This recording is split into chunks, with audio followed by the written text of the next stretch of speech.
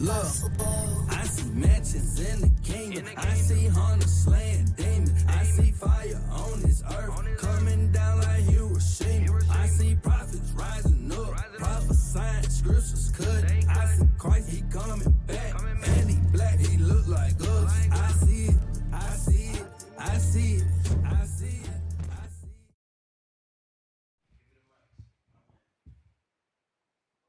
We are not a hate group. We are not affiliated with any other Israelite group. Israel United in Christ is a non-violent Bible-based movement. We do not advocate or condone any acts of violence against any race, ethnicity, or gender. We advise that if anyone hears or knows of any plots to cause harm to anyone or to break the laws of the land, you must contact the proper authorities to bring awareness to any possible threat, as stated in Leviticus 5:1. Hey, shalom, shalom. Most High in Christ, bless Israel. Welcome to another edition. Thursday night, 9:30 Central, 10:30 Eastern, Precept upon Precept. We are your host. I'm Captain Shem. Officer Matthew. Officer Micah. Officer Iran. So without further ado, like we always start the show, first of all, let me take a step back. Please take the time, subscribe to our YouTube page, hit the bell notification, share, and comment. And in the commentary, make comments, and if you have suggestions, and you can also call in on the Zoom link. Is that correct, Akeem? They could call in? Okay, y'all could call in Zoom. So all praise the Lord. Check the screen out. So with that, we're going to, Officer Micah is going to do the Watchman report. Take it away.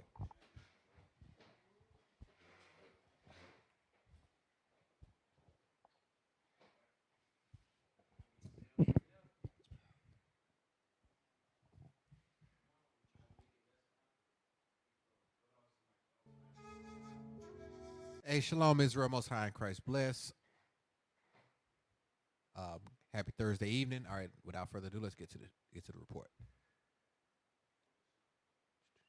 Police, Nashville shooter fired indiscriminately at victims. So let's keep our family in Nashville in prayers. The Most High is turning things up. Next article, please.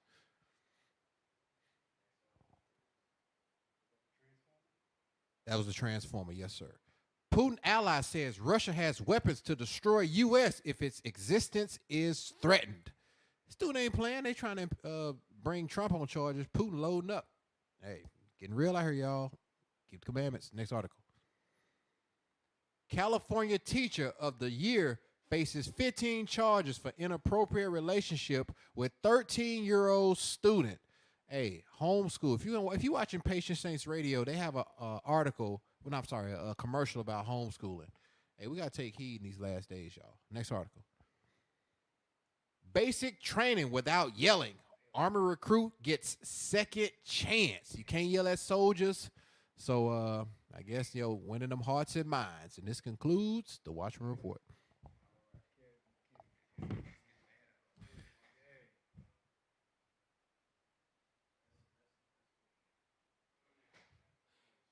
Hey, shalom, shalom, shalom. Hey, welcome back, welcome back.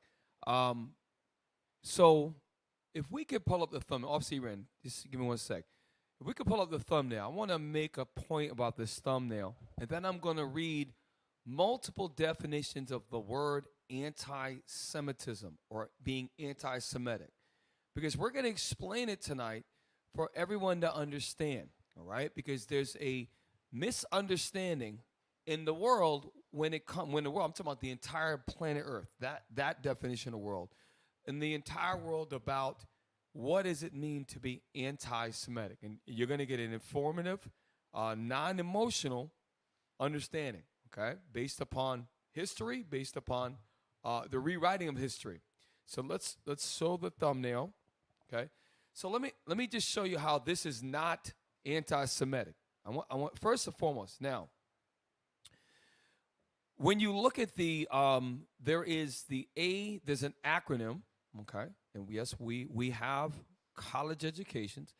There's an acronym, ADL, which stands for Anti-Defamation League. It was started over, I guess, apparently 110 years ago. We went over it in the show before. There's also the Southern Poverty Law Center, which those are supposed to be the scales of justice to the left. We're going to bring out how that they have been unjust, okay? So the SPLC is also called the Southern Poverty Center. Then you have the ADL, and then there's a black bird that's on a perch with this C. It's kind of clever the way they did it. It's called the Canary Mission. Now, what you see here, okay, this is just to be very clear, because we know that we have organizations watching us who claim that we have already been anti-Semitic by this particular, and it's not true. What you see here, it says lies. These are the wording. Lies, look at the white font. Lies, fabrications, and deceptions. It should be deceptive tools of the devil. So we apologize. It should not be deception. It should be deceptive tools of that. Now, the word devil means a deceiver. So when we say that these are images of, there's not one particular man we're trying to perpetrate. These are images of Jewish men, and many times they don't like to be referred to as Jews, and although it's changed recently, we're going to refer to them as Jewish men, okay? Because it is Jewish men's custom to wear hats like that. It is Jewish men's customs to wear these long curls that come down, and they also have fringes that are more of a string style, right? I'm not joking around nothing when I'm telling y'all. And these are Jewish customs. They are not Israelite customs. And so I want to be very clear. So this is not anti-Semitic. This is what, okay, he might have a look on him like he's talking on the phone, but these are the customs of Jewish people, okay? We don't have any hatred towards Jewish people at all. We're just pointing out that they are the Jewish people. They've been the Jewish people for many, many, many, many hundreds of years, and that we are the 12 tribes of Israel. And our customs are different than theirs, okay? So I want to open up by saying that. Give me the definitions of anti-Semitic.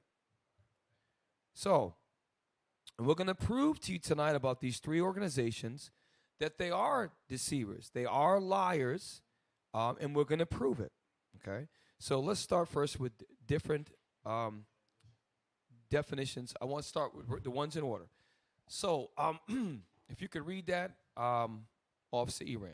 Anti-Semitism, hostility to or prejudice against Jewish people. So this is from the, is it Oxford? Yes, Oxford. So it's saying hostility to or prejudice against Jewish people. Now, that's the definition of anti-Semitism of modern, right? So if they're saying it's hostility or prejudice against Jewish people, that's talking about the people we just put up, right? So we're going to assume for the purpose of this conversation, it's talking about Jewish people. Okay. Number one, we don't have the Israelites, the 12 tribes of Israel. We often refer to ourselves as the authentic Jews because we are not Jewish. We are the real Jews, and they are Jewish. And there's no anger in my voice. We don't have hostility towards Jewish people. What we don't like is when they lie on the Israelites. We don't have prejudice against Jewish people. We don't prejudge them. We tell facts about them, okay? So that's one definition of anti-Semitism. So when you hear that term in the media, they're saying it's hostility or prejudice against Jewish people, okay? Let's get another definition. Anti-Semitism, dictionary.com. Discrimination against or prejudice or hostility towards Jews. So discrimination against or prejudice or hostility towards Jews. Now, so when you hear the phrase Jewish, sometimes they also in their circles refer to themselves as, they might say, I'm a Hasidic Jew, or one Jew might be an Armenian Jew. They might be a Sephardic Jew, but they are referred to and labeled as Jewish, okay? So this is, in order to discriminate against Jewish people, you would have to have the power to do so, okay? And for example, if I have 10 M&Ms on a table, and I have 4 red ones and 3 blue ones and 1 yellow one, I can discriminate by taking one out of the batch. I identified, I discriminated. Discrimination does not always mean if you have a good discriminating eye, you can tell the difference between certain colors and you can pick certain things out. So that's what they're also saying. Discrimination against prejudice, against hostility towards Jews. Let's look at another definition. I'm going to build something. Okay. That's basically, okay, read it again. Merriam-Webster, anti-Semitism. Hostility towards or discrimination against Jews as a religious, ethnic, or racial group. Now, here's where I want to pose the question. And because we may have other organizations watching the show. I have an open-ended question for everybody that's watching the show, and we're coming from a perspective of we want to invite you into the conversation. My question is this. If you're saying that it's hostility or discrimination against the Jews as a religious, ethnic, or racial group, my follow-up question to that is as follows. How are you saying that, let me take a step back. Are you saying that you're the 12 tribes of Israel who stem from Abraham, Isaac, and Jacob and fit the curses of Deuteronomy 28 and you were sold into slavery? Are you saying that you're the Israelites? Or are you saying that you're Jewish, as in you were converted from the time of the Herodian dynasty? If that's the claim you're doing. Because, I can understand Jewish people have been hostility towards them. And Jewish people did go through the Holocaust, which there were several million of y'all that were done wrong, and that's not right, right? But my question is, are you the Israelites that were put through the curses of God and were scattered throughout the earth on slave ships, or are you the Jewish people that goes back to the line of the Herodian dynasty? That's my open-ended question to you. Okay? So I want to make it understand it. Now, look up the word Shem and Semite, and there's a chart. I didn't post it. There's a chart that goes with the line of Shem. So, Semitic, if you take an H and you insert it in between S and EM, Semitic also means Shem, and Bishop Nathaniel has done a very, very good job of going over this. Do we have that chart? Okay. If we can pull the chart up. Yes, please. The definition. So, the line of Shem. That's, and by the way, if we're wrong in it doesn't mean Semitic doesn't mean from Shem, then where did you get the root word Sem from? Okay? So, read that. Shemitic, Semite. Okay, so there's the proof. So, this is from the Merriam-Webster. So, Shemite is synonymous for Semite. Now, we're going to just review real quick about the seed of Shem. Remember, Shem was a son of Noah. In the book of Genesis, you can read about the line from Shem. So now we want to look at the genealogy of Shem because the anti-Semitism can be by them labeling us as the 12 tribes of Israel, blacks, Hispanics, and Native Americans, and the diaspora that has been scattered through slavery who are under the curses, to say that we're anti-Semitic because we're saying that Jewish people are converts, and they have had things happen to them. No one denies that. But they're not the 12 tribes of Israel, and we are not anti-Semitic or Shemitic because we are from the line of Shem. Now, what's the argument with that? I would like you to comment on that. Now, let's look at the line. Just a little. So we have Shem. To the far left, we have Elam. Then moving towards 3 o'clock to your right, we have Ashur. And that's where the Turks and East Indians. Now, if you look, and then you have all the way to the right, you have Aram. And you look at his line, and that stops there. You have Lud. But as you go far in the middle, you have Arphaxad, you have Shelah, Eber, and when Eber goes off, you have Joktan, and then all that line. But if you keep going from Eber to Peleg, to Ru, to Serug, to Nahor, to Terah, and now when you get down to the seed of Abraham, Isaac, and Jacob. So Abraham, Isaac, and Jacob became the 12 tribes of Israel, right?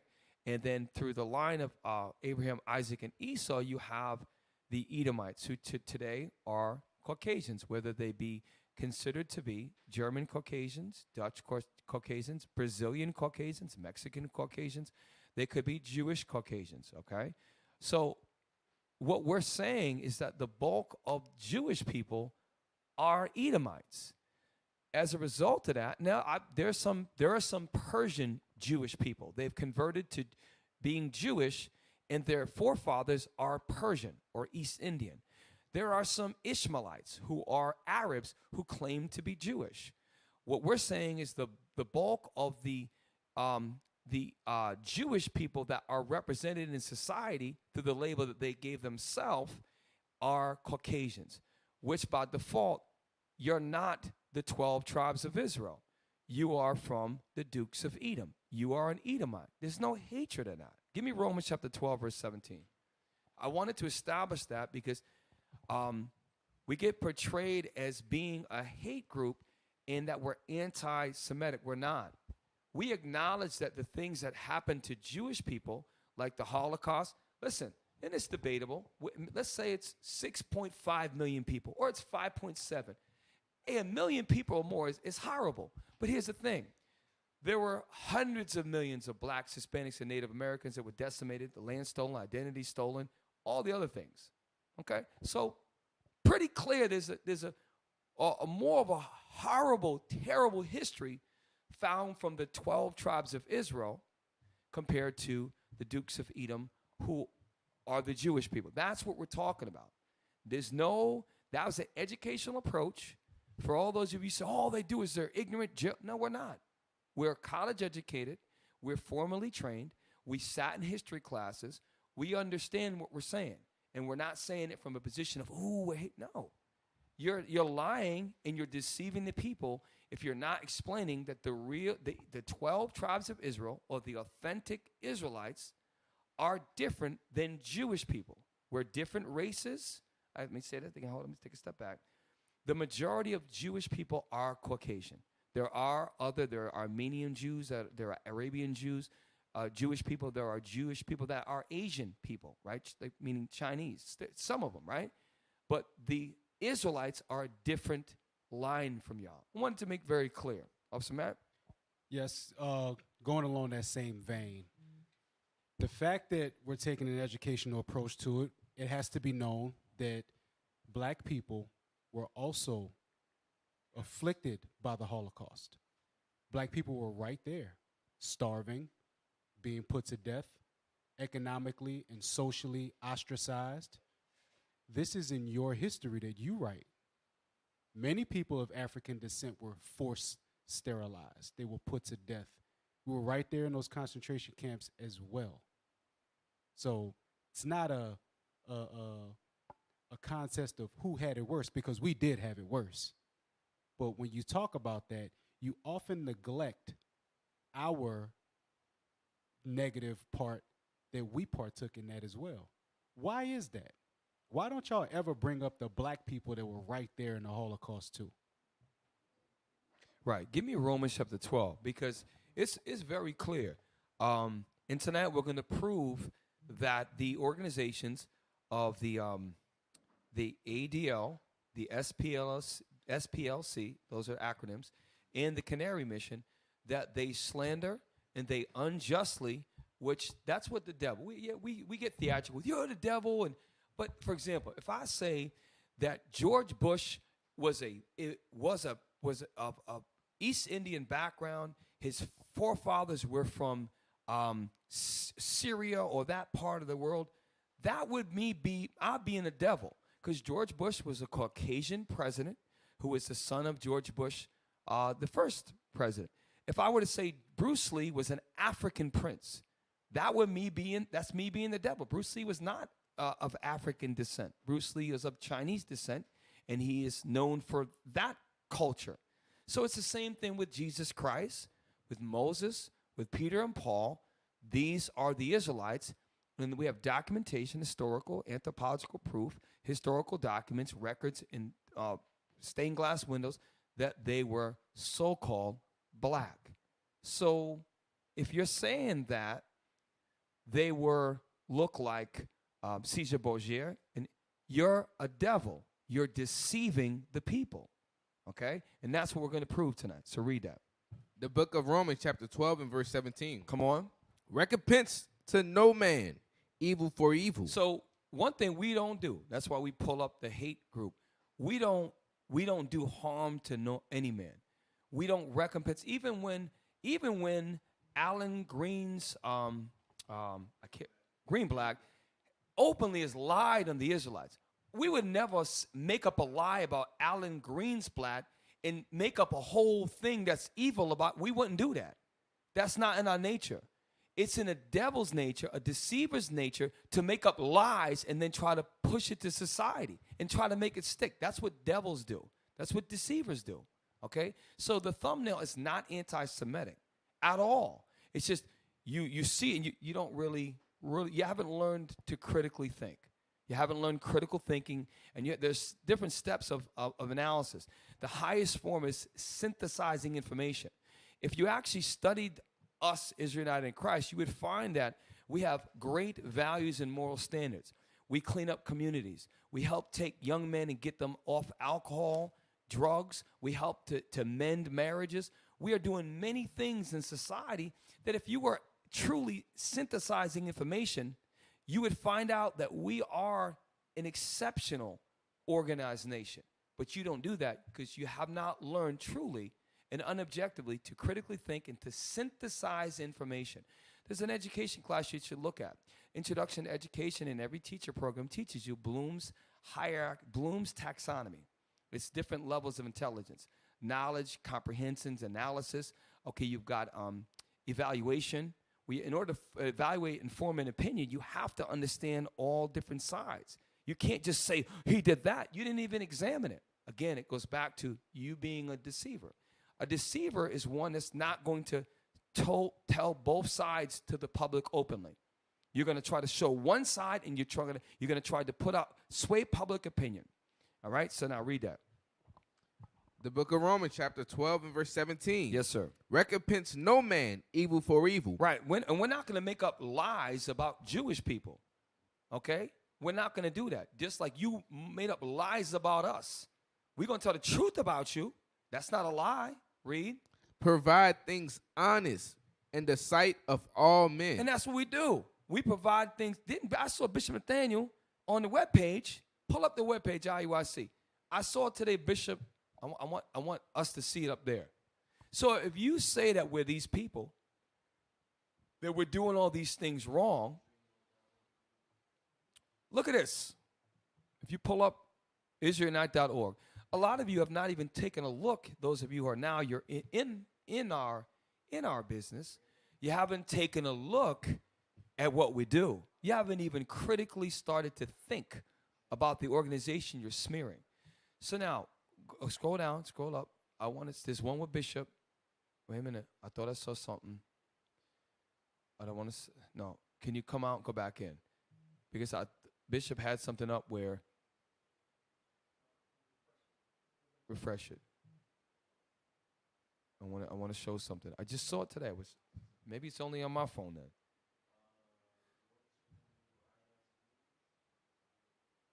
It shows Bishop on the front. And it says a message. Bishop has a message up there.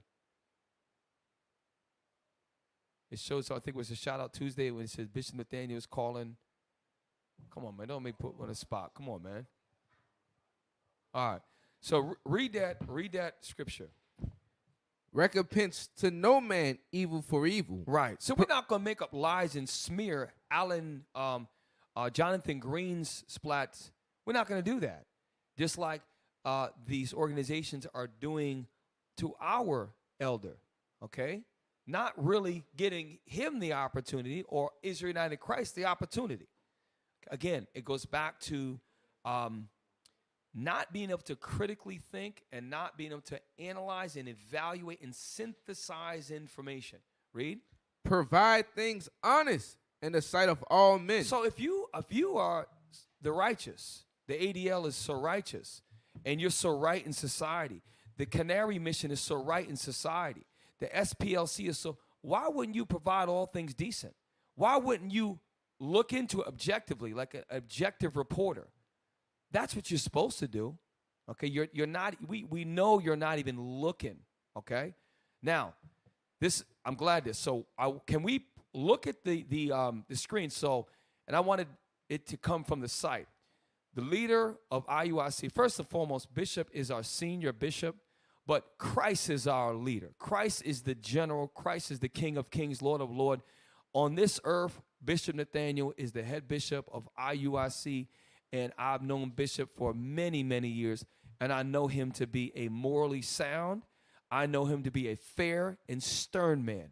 I know him to be a man personally who has his family in order and has taught many hundreds, thousands of men directly and indirectly for us to obey the laws of land, to stay on our jobs, to stay with our wives, to stay off drugs, to stay off alcohol. I personally know this. So when you make lies about this man, I know you haven't even taken the time to look into what we do for even 20 minutes. Okay? So can we play that video? Shalom. I'm Bishop Nathaniel of Israel United in Christ, and today I'd like to present a sit-down discussion with the Jewish community. There's a lot of controversy. There's much hatred that you have towards us. We're the prophets of the one true God. So what we'd like to do is sit down with several of your leading Jewish personalities. The rest of you just stand by. Sit back, move out the way. We want to sit down with Yitzhak Yosef, who called black people monkeys. He's number one. לא הכל כושים מברכים, אלא צריך שיהיה כושי שאבא שלו ואימא שלו לבנים. איפה אתה תדע? אם אתה יודע, בפעם שאתה יודע, ואתה יצא להם בן קוף, יצא להם בן ככה. Number two, we like to sit down with Jonathan Greenblatt of the Anti-Defamation League. You have so much to say on the Breakfast Club in alluding that we have shot and murdered people in New Jersey. We want to sit down and discuss with you to produce your cause. And look, they're entitled to their beliefs until that justifies shooting Jewish people with pellet guns on Staten Island.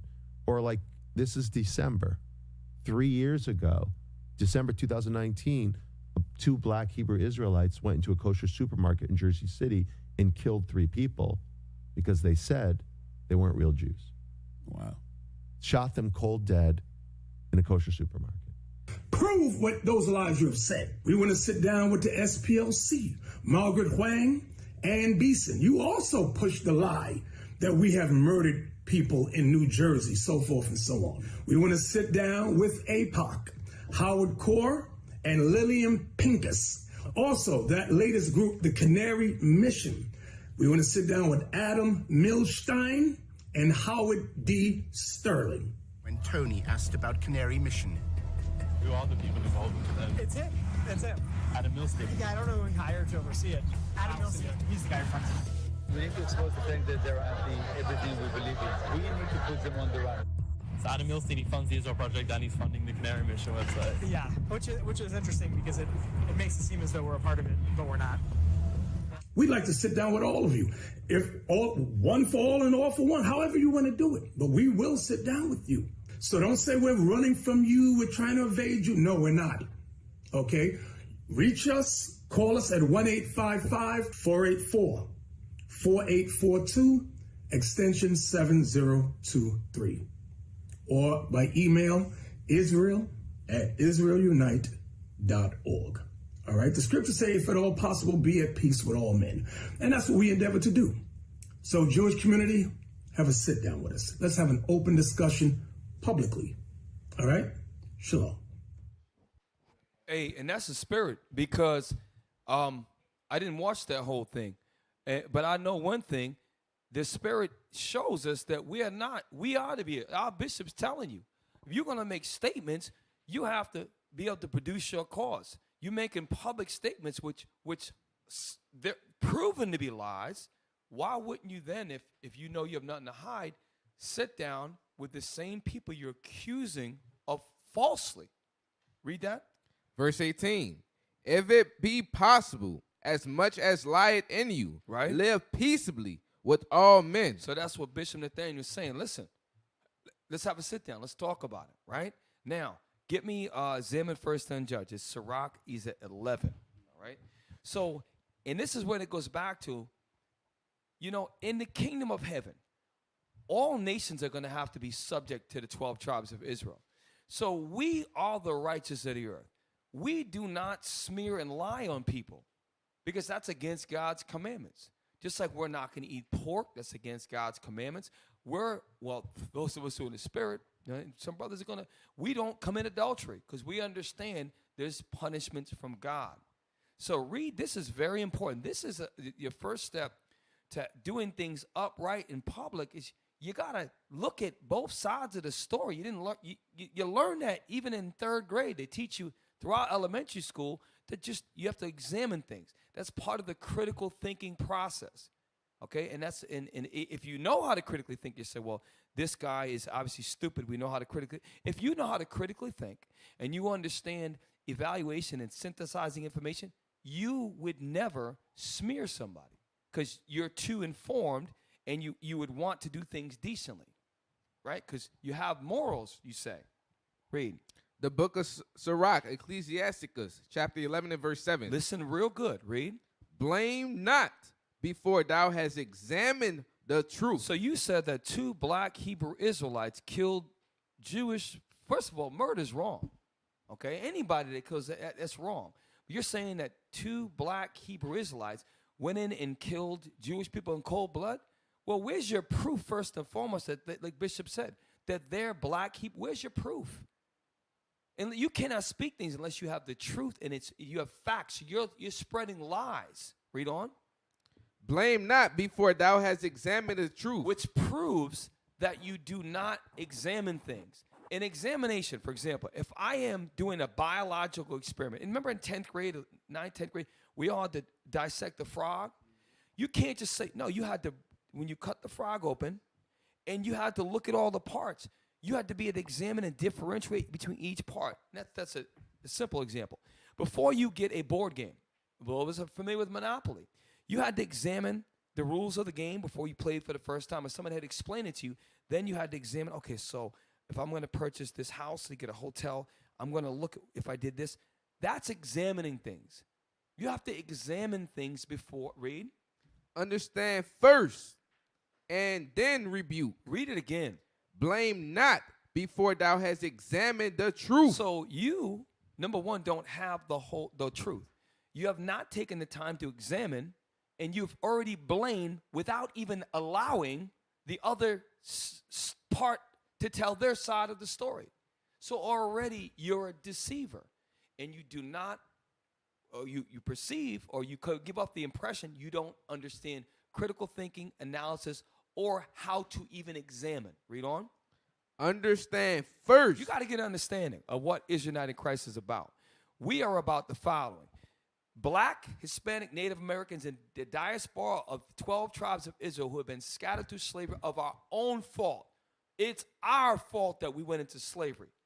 God used the enemies of the Israelites to inflict slavery upon us. That's why you had a whole plantation with, let's say, for example, 120 black men.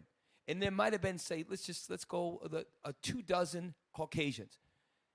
If they were in the right spirit, you can't hold them. You can't hold them like that.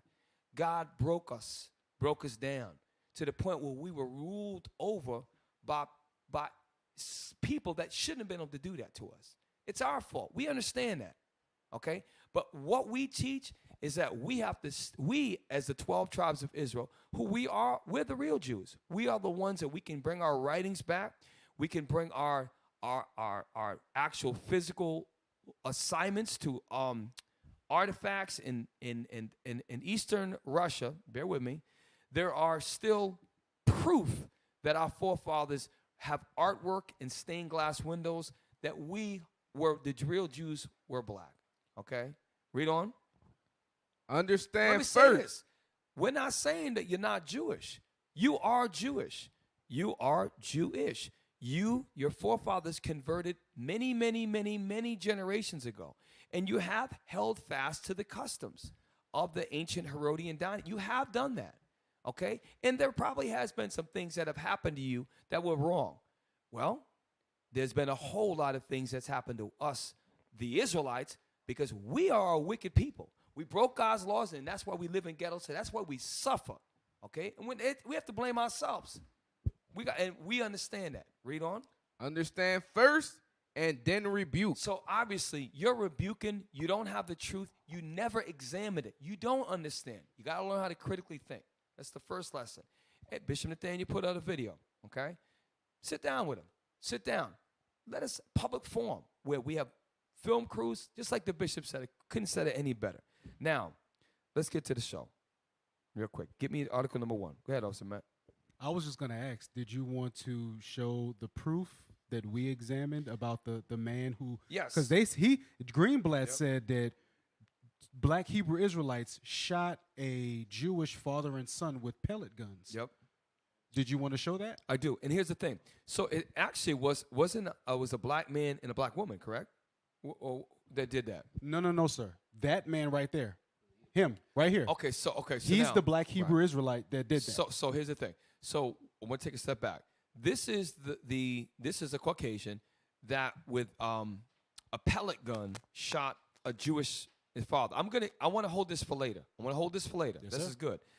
But if you can pull up the article of a Jewish 2019 and about it was actually there happened to be black people and he was Islamic, I believe. And they went to a grocery store, and it was wrong. What happened? Listen. You know what's wrong too? That doesn't get reported. That's anti-Semitic. Is when black people kill other black people over a pair of sneakers. That's wrong too. It's wrong if an Arab kills an East. That's wrong too. Murder is wrong. But can we pull that up? Okay, now article number 1. So we're going to start first with article number 1. You have to learn to critically think. And really, it shows a lack of intelligence when you look at the layers of Israel United in Christ. How much that we really do, and how much profound change that we have made in people's lives. You're not objectively looking at a situation, and that's a sign of immaturity. You're very immature. Read. Mark Thiessen. The Southern Poverty Law Center has lost all credibility. Now, so we have multiple. Now we're going to get into the Southern Poverty Law Center. And we're going to read. This is from about 4 years ago, a little less than 4 years ago, well, almost 5 years ago. Let's go ahead and start reading this. Now, what we're not going to do is we're not going to read one article and just cast down SPLC. We're going to show you multiple things that with people that they're not making allegations. These are facts that we're going to report. Okay, read. Washington. After years of smearing good people with false charges of bigotry, the Southern Poverty Law Center, SPLC, has finally been held to account. So wait a minute. So the statement is the SPLC has actually been has been smearing people. Smearing is character assassination. Is doing so. That's a bold claim. It's defamation. Right. Can we move the screen, the little box of us up there? Good people with false charges. So false charges. So let's see if they have a history of making false charges against people. Let's see if there's any proof. And let's scroll down. A former Islamic radical named Majid Nawaz sued the center for including him in its bogus field guide to anti-Muslim extremists. Now hold up. So this now we're not pro-Muslim extremists, but we definitely want to understand, is the SPLC guilty for this? If they are, there's got to be a judgment. Read on. And this week, the SPLC agreed to pay him. Stop. Did you read it again? Because this week, I have to really make sure I'm not throwing no false stuff at the SPLC like you do to IUIC. Okay, play. And read. This week, the SPLC agreed to pay him. Wait a minute. The Southern Poverty Law Center agreed to pay. When you agree to something, that means you have assigned guilt to your organization. Now, it's not $3,300. It's $3.375 million. That's a settlement. That's an out-of-court settlement, meaning you didn't want it to go to trial. You settled, meaning you realize these are your options. It's better to settle, right? Am I saying anything that's, and by the way, if you want to follow through, there are many, many articles to corroborate that this former Islamic radical named Majid Nawaz, forgive me if I pronounce it incorrectly, that's a judgment that was passed. You agreed to settle and issued a public apology. So there's already history of the SPLC smearing and, go back up, I want to see, please, at the top, please and thank you. False charges. False, meaning you are making stuff up that's not true. Okay? Let's scroll down. We got a whole lot. We got a whole lot for you. There you go, SPLC. SPLC agreed to pay him a $3,370,000. Next part, please. Oh, next. There you go. The SPLC is a one-story organization. Now stop. Do you know why it was a one-storied organization? You remember we did a show on it. SPLC was started by a black attorney. I believe it was Julian Bond. I think. Pull up Gabe on the side. SPLC origination. I believe it was one of the men was a black man, and they actually did help out black people when they did first start. All right. We're gonna go back to that and let's read on. The SPLC is a one-story organization that did important work following civil rights lawsuits against the Ku Klux Klan in the 1970s. And the reason why they filed civil rights lawsuits because the Ku Klux Klan has been murdering black people since post-Reconstruction. I mean, everyone knows that. So these are things that when they first started, they really were trying to help black people who are being domestically terrorized for decades upon decades. So the origins it seemed to be started with the right foundation. But then since then, you had that lawsuit, $3.3 million that they agreed and made a public apology that their organization brought up false reports, okay, and issued a public apology. Now, let's go back to the founders. So now, Julian Bond is a black man. When you go back, we did a show upon Julian Bond and Morris Dees and Joe Levin. They were founders. And Julian Bond was, in my opinion, was the soul of the SPLC. We did a show on that, right? And I'll let you look into that. So we can get back out. So we're going to jump real quick. We're going to go back here, and then we got a lot more to go over. We're going to do some reading tonight, y'all. Come on. But it has become a caricature of itself, labeling virtually anyone who does not fall in line with its left-wing ideology an extremist or hate group. Meaning that they're saying that they're politically motivated. For example, the right conservative movement is like Donald Trump. They are very Christian Bible Belt standard, not lending out a lot of money. They want to have conservative values. If you think about most of Republicans are conservative, right? So the SPLC attacks Caucasian conservatives like you wouldn't believe. So there's a history of them doing that, even also to Caucasians who don't agree with them, to former Islamic who don't agree with them, and also what they label us the black Hebrew Israelites, because we don't agree with them. We don't have their ideologies, okay? So they label us a hate group, okay? So scroll down. Nawaz is a case in point. Since abandoning Islamic radicalism, he has advised 3 British prime ministers and created a Quillam Foundation to fight extremism. He is not anti-Muslim. He is a Muslim and has argued that Islam is a religion of peace. So we are at Israel United in Christ. We are an organization that promotes peace. Why? Let me give you some examples now. We do things like community cleanup. We go to some of the worst neighborhoods, and we clean up the neighborhood. We literally clean up. We were out there. We had buckets. We did it safely. We picked up all needles and drug needles and made it. We had people coming from the neighbors saying, no one's cleaned this place up in years. Thank you so much. We feel better. We did that. We care about our people. We do things like march and parades to bring public awareness. We have March for Peace. Okay, we do things to help our community, and we love our people, and we don't condone violence is wrong. That's why we have to unfortunately read, we are not a hate group. We are not a hate group.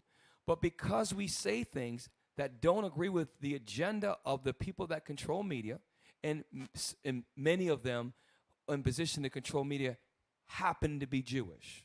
That's a fact. It's not me being anti-Semitic according to your definition. Okay, according to your definition. Many of the media is controlled by people who are Jewish. That is a fact. You can't take a fact and now say that's anti-Semitic. For example, I have a red shirt on. That's a fact. You can't tell me it's blue. Many of the people that control the media are Jewish. Fact. Not anti-Semitic, according to your definition. Now, I gotta talk plain, because you have not learned to think critically at a higher level. And if you are, then you're really truly evil. Okay? Go to the next article. SPLC. Number 2. We're going to go right down the list. We're still dealing with SPLC. We've got proof that they have publicly acknowledged and paying a settlement of $3.375 million and made it a public apology. Now, come on. SPLC denounced as thoroughly disgraced after labeling pro-life family organizations as hate groups. So this is the CNA, the Catholic News Agency. So and we're just showing you that even now the Catholic as a whole is a Caucasian-based religion, a form of Christianity, right? And they're saying that if you say you're pro-life, meaning you are against abortion, they're labeling people that are against abortion as hate groups. So it's not just when they label us Black Hebrew Israelites and make lies about it. They do that. They've been doing that for years to other organizations, because their agenda is that women should have a choice to get an abortion up until what? It's like 8-9 months now, and they believe that that's okay. Well, and we don't believe it's okay. We believe it's murder. This agency is showing that the SPLC is going against other Catholic organizations and labeling them as a hate group when they're just saying we believe that babies should have a chance at life. So that goes against what Greenblatt said. I don't care about your belief system. I care about what happens when violence is inflicted. So this family organization, in their belief, says, no, I don't think that that's right. They didn't go out and murder people that had abortions. They didn't attack anybody that had an abortion. They just said, according to their belief, that we don't agree with that, and now they're deemed a hate group. Right, and they're actually trying to stop murder, because a child that has at 6-7 months in the mother's womb, they can respond to classical music. They can respond to certain things.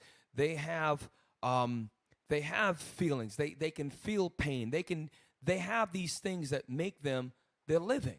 And so these organizations are trying to stop the murder of this life that has not been exposed to the environment yet. They're still in the mother's womb or with is it embryonic fluid? I forget how they pronounce that.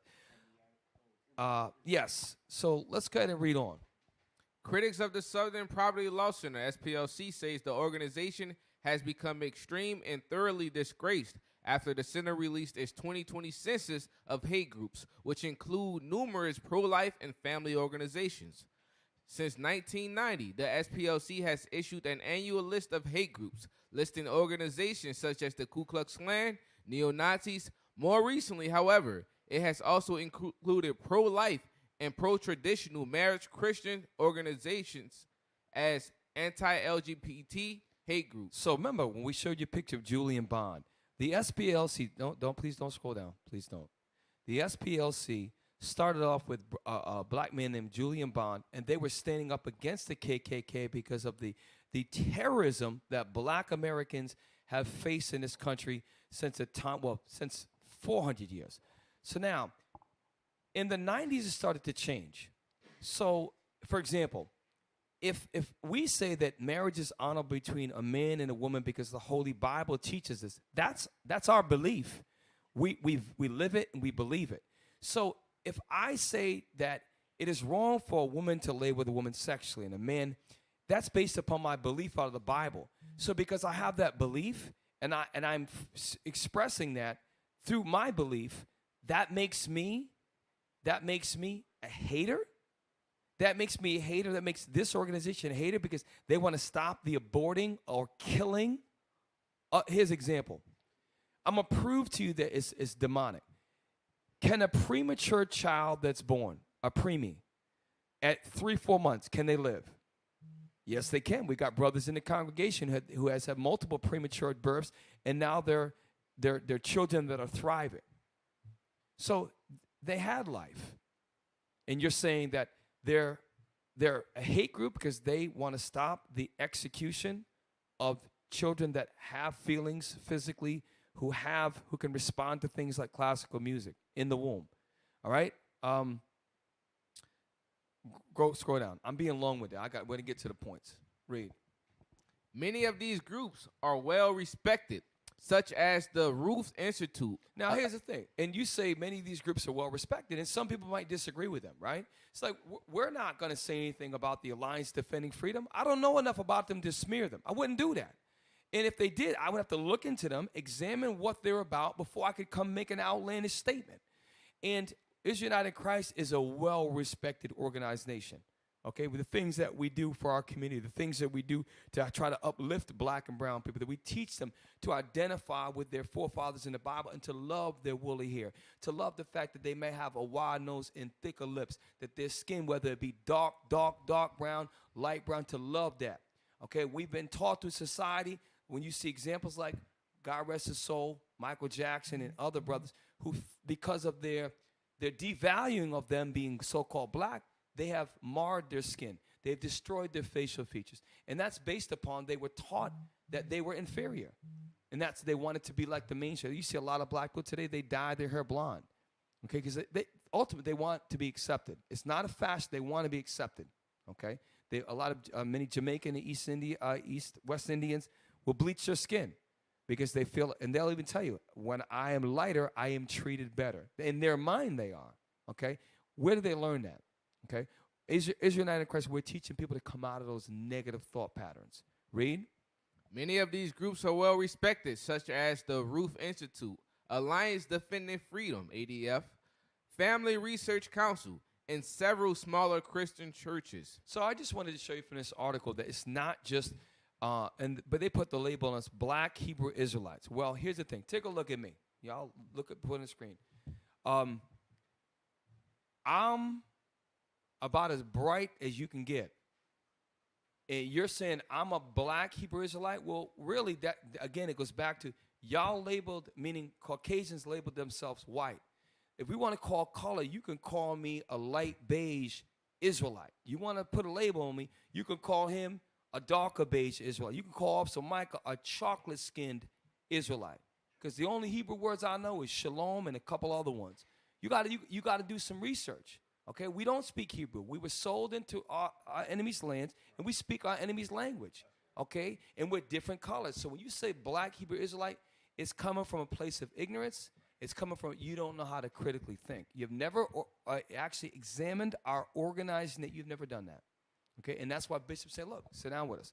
And the reason why you're not going to sit down because you are going to have to bring forth lies, and they're going to be publicly dismantled. Because you can't stand on lies. Read. Where we at? Okay. Yes. Next article, please. Yep, we're going. I'll tell you one. So the next one is correcting ADLs. Okay, is this the ADL? I thought I had another SPLC. I think that's it. Okay, no, go to number 6, please. Number 6. So also, look up the word. Do me a favor. Look up the word JD. JD. It's a law degree that you get. It's very rigorous. To become a lawyer, you have to go and take what's called an LSAT. It's a test to qualify you to become an attorney or a lawyer, and you have to get a JD. Type in JD law degree. So I want to bring something forth. JD law degree.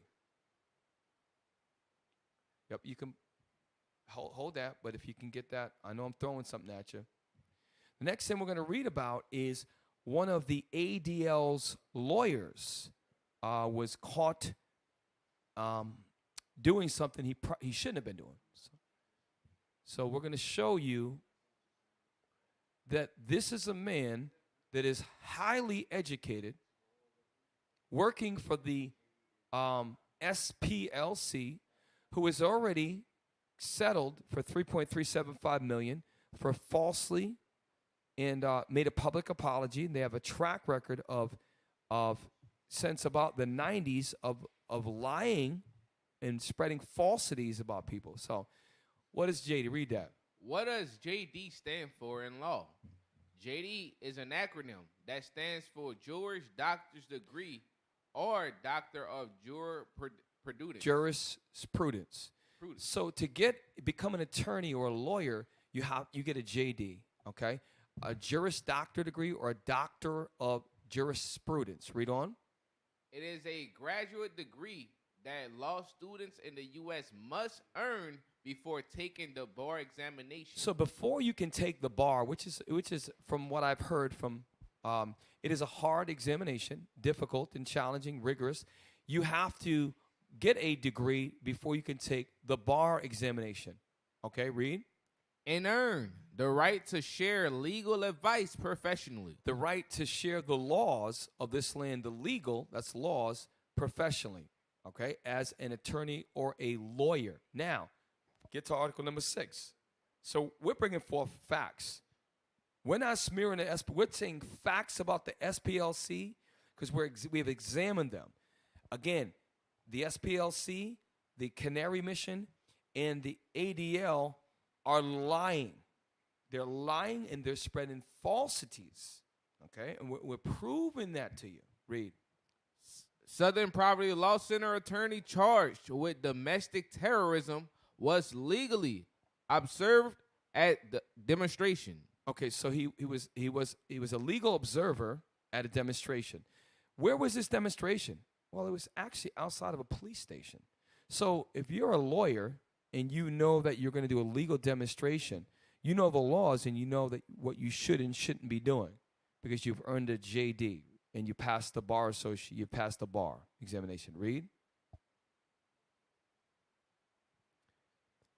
A lawyer with the Southern Poverty Law Center who was accused of being one of 23 agitators during the Atlanta demonstration was actually a legal observer, according to the group and his defense lawyer. So this is the defense. This is his defense telling it from his perspective, trying to defend him. Read on. The lawyer, 28-year-old Thomas Jurgens, was arrested March 5th and charged with domestic terrorism, according to Fox News. Okay, so he was arrested. Okay, read on. Police say the peaceful protest turned violent when agitators dressed in black clothing threw large rocks, bricks, Molotov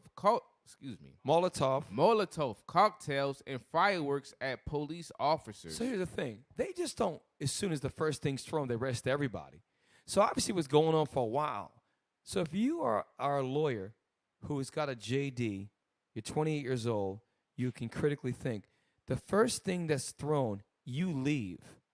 So obviously, by default, he stuck around long enough for the police to arrest him and bring him into custody. Read. The demonstration took place at the site of the at the site of the proposed police training center in Atlanta. A proposed police training center. Read on. The protesters opposed the destruction of the Woolani forest to build the training facility. So there was going to be they were allegedly going to build a training facility, and there's a forest, and they want to protest against that, and I guess it turned out. So my point is that this guy is an attorney for the Southern Poverty Law Center. Now, scroll down a little bit. And they go on to say that it's the heavy hand of the law that put him, that's the reason why. It was all the cops' fault. That's what they're trying to say. Scroll down a little bit. No. Okay. Now, that's the perspective from his attorney. I just wanted to show you. Now, scroll back out, and there's another one about the same. It's a video of the guy. the same guy. It is it okay? Then play that. Let me see. It's the same one from number 7. Yeah, that's it. Number 7.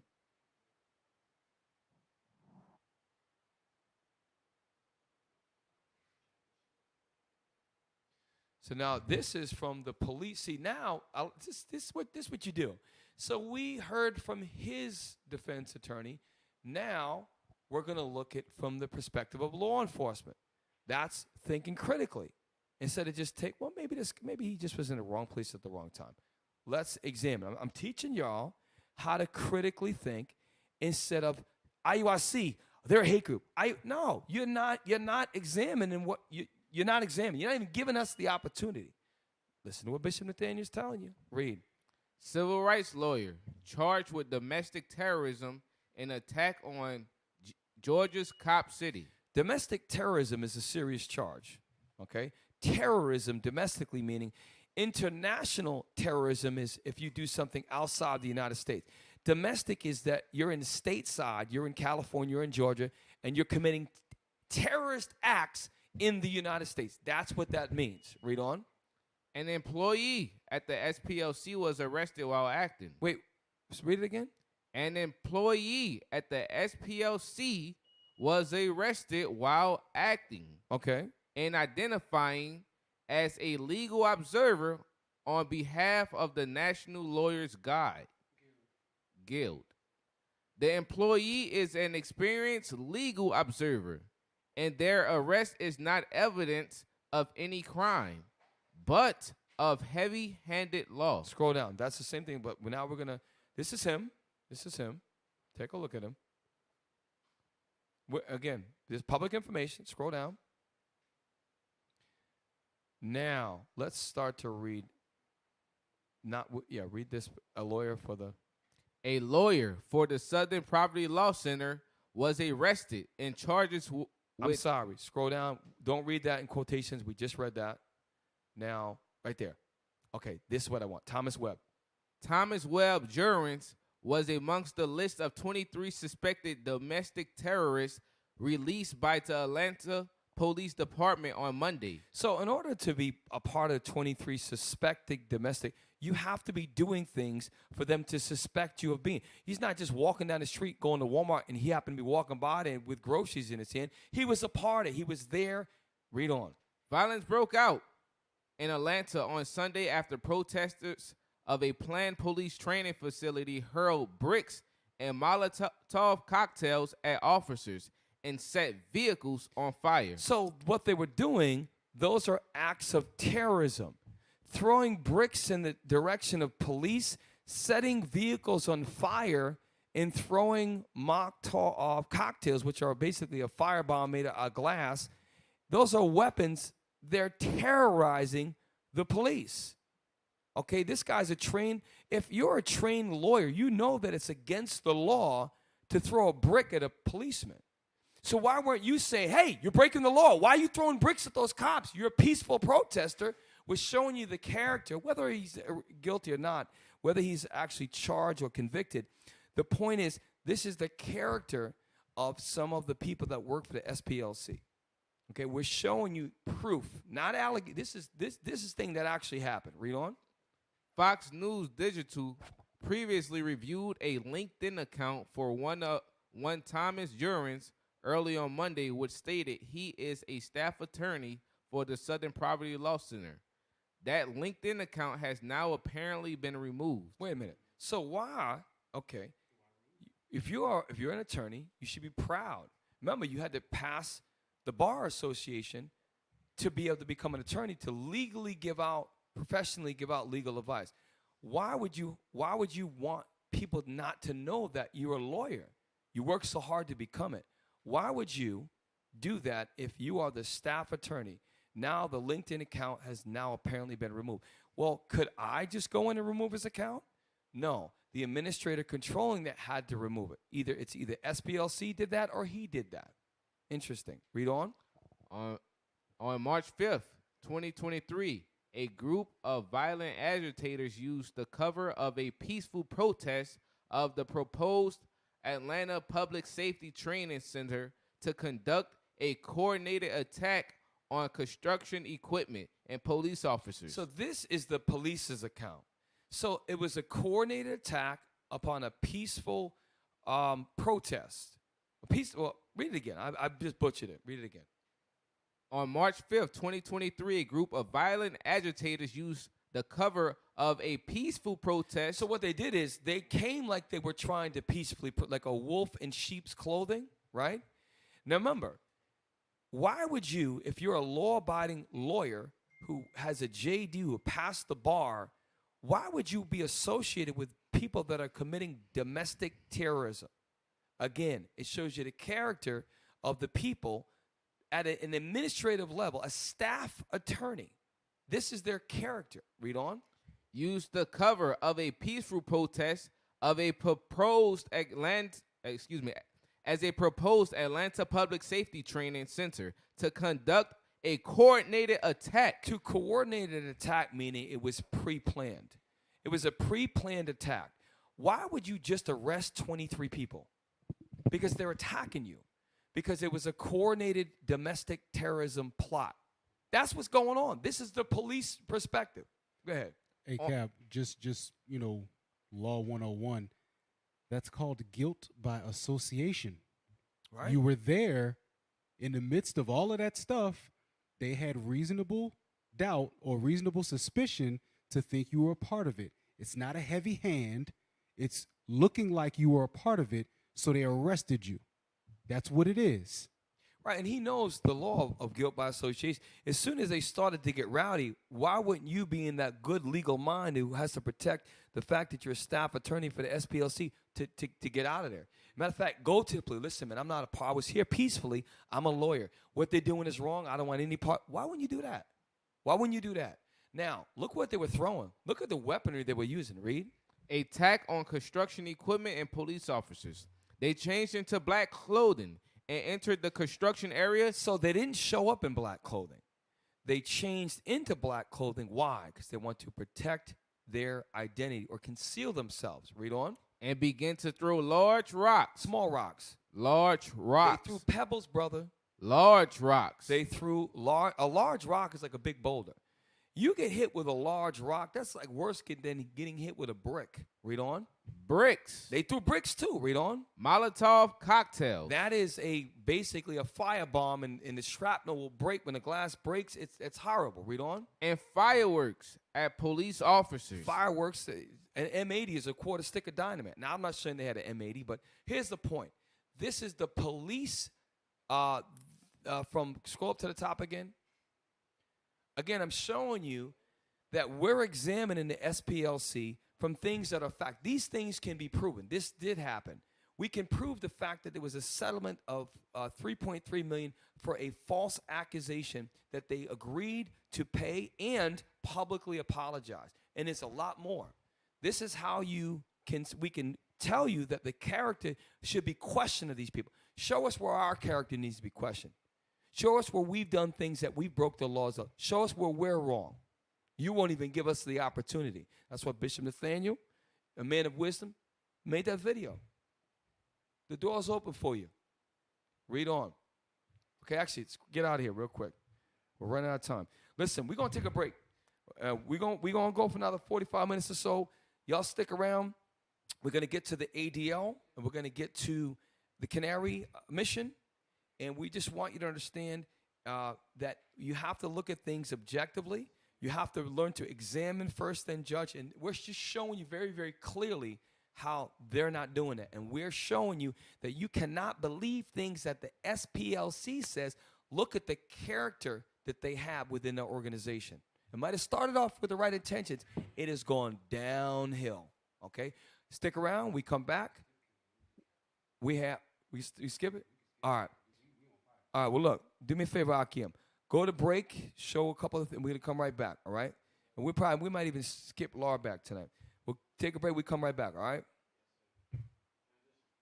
Hey, shalom, family. Most High in Christ bless. I'm here with Deacon Abiel. That's right. We in the building. Hey, listen. IUIC Austin is out here on 6th Street today for South by Southwest, bringing out the word. You see all manner of debauchery, all manner of sin going on. But guess what? The word of God is coming out. Let's get lit. Let's get lit. Let's get lit. Let's get lit. Let's get lit. Let's get lit. Let's get lit. Let's get lit. Look alive. Look alive. Look alive. Look alive. Look alive. Look alive. Look alive. Look alive. Put your hands up in the sky if you're ready. Man, we gon' step, that's how you gotta step. Put your hands up in the sky if you're ready to rock. Up high if you're ready to rock. Represent for your tribe with your 12 up. Represent for your tribe with your 12 up. Represent for your tribe with your 12 up. Represent for your tribe with your 12 up. Let's get loud. Let's get loud. Let's get loud. Action.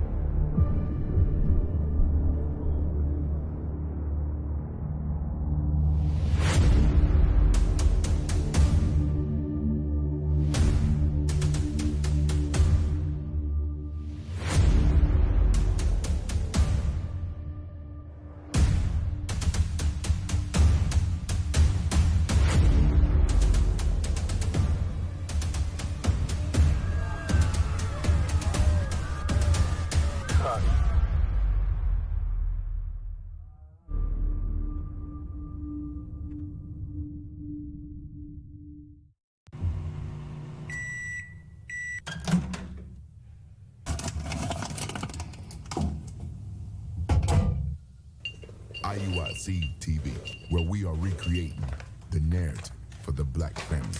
As the Bible says, where there's no vision, the people perish. The media have been vehicles that have conveyed destructive images of God's children, the blacks, Hispanics, and Native Americans. Not only are we in the streets, but we are on the airwaves and networks, compelling our people to come back to their heritage.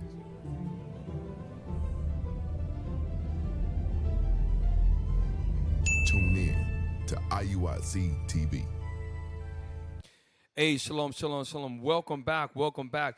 Look, we're going to show you a couple of things about SPLC, and then we're going to go to the Canary Mission, then the ADL. Do me a favor.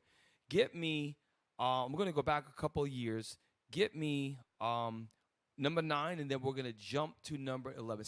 Do 11 first. It's about SPLC. Going back about 10 years ago, the SPLC was responsible for, according to this particular gentleman, for the shooting of some employees in an agency with the reports. They didn't agree with their agenda. And we're gonna let this is a Caucasian man, okay, telling and talking about the SPLC going back about 10 years ago. Okay, can we pull that up? So this is yes, is this number 11? Okay, let's go ahead and play that, please. Jeremy Tedesco, Senior Counsel and Vice President of U.S. Advocacy and Administration with the Alliance Defending Freedom, joins us now with more. His organization was actually named a hate group by the SPLC. Now, hold on. Welcome, Jeremy. We're going to use this one. This is another example. See, we have so many examples of the SPLC smearing other organizations, and guess what? We're objective. So we're not just going to show you them smearing black organizations. They smear Caucasian organizations. It's across the board, okay? If you don't agree with what they say, they label you a hate group and they go after you, okay? Now, here's a Caucasian man, and he's going to tell you a little bit about his organization and his experience with the SPLC.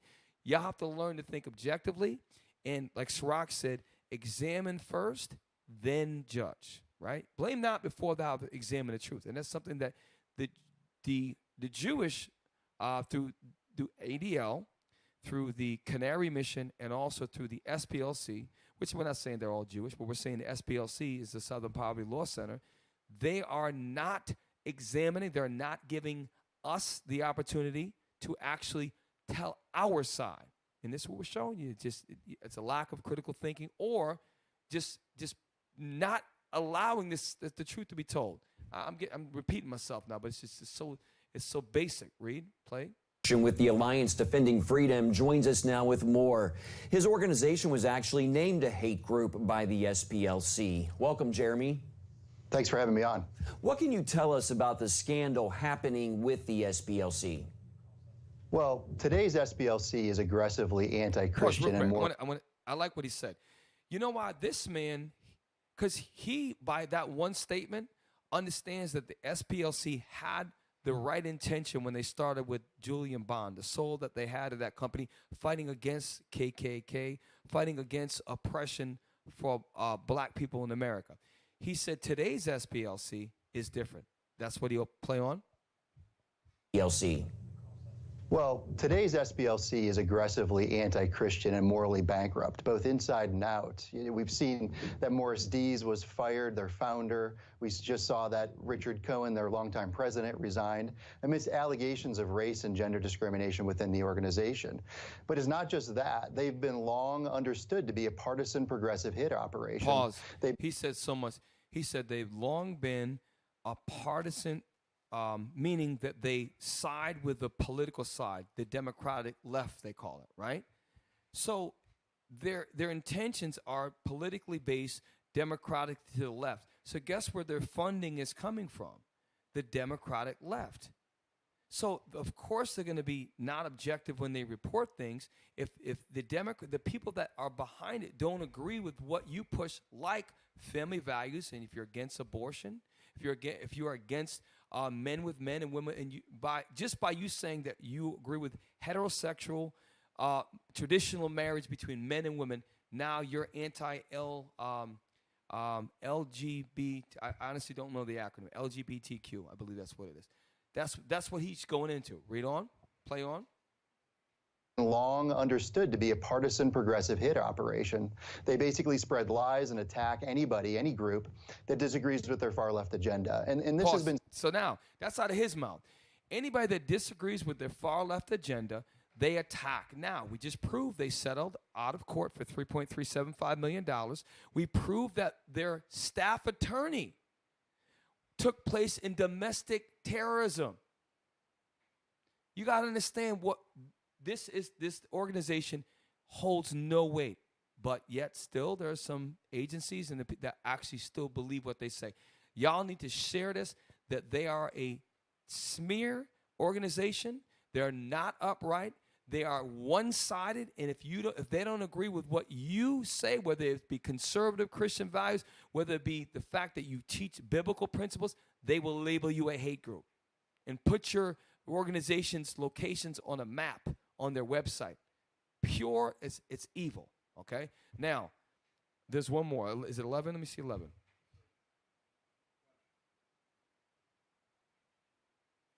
We're still in the SPLC.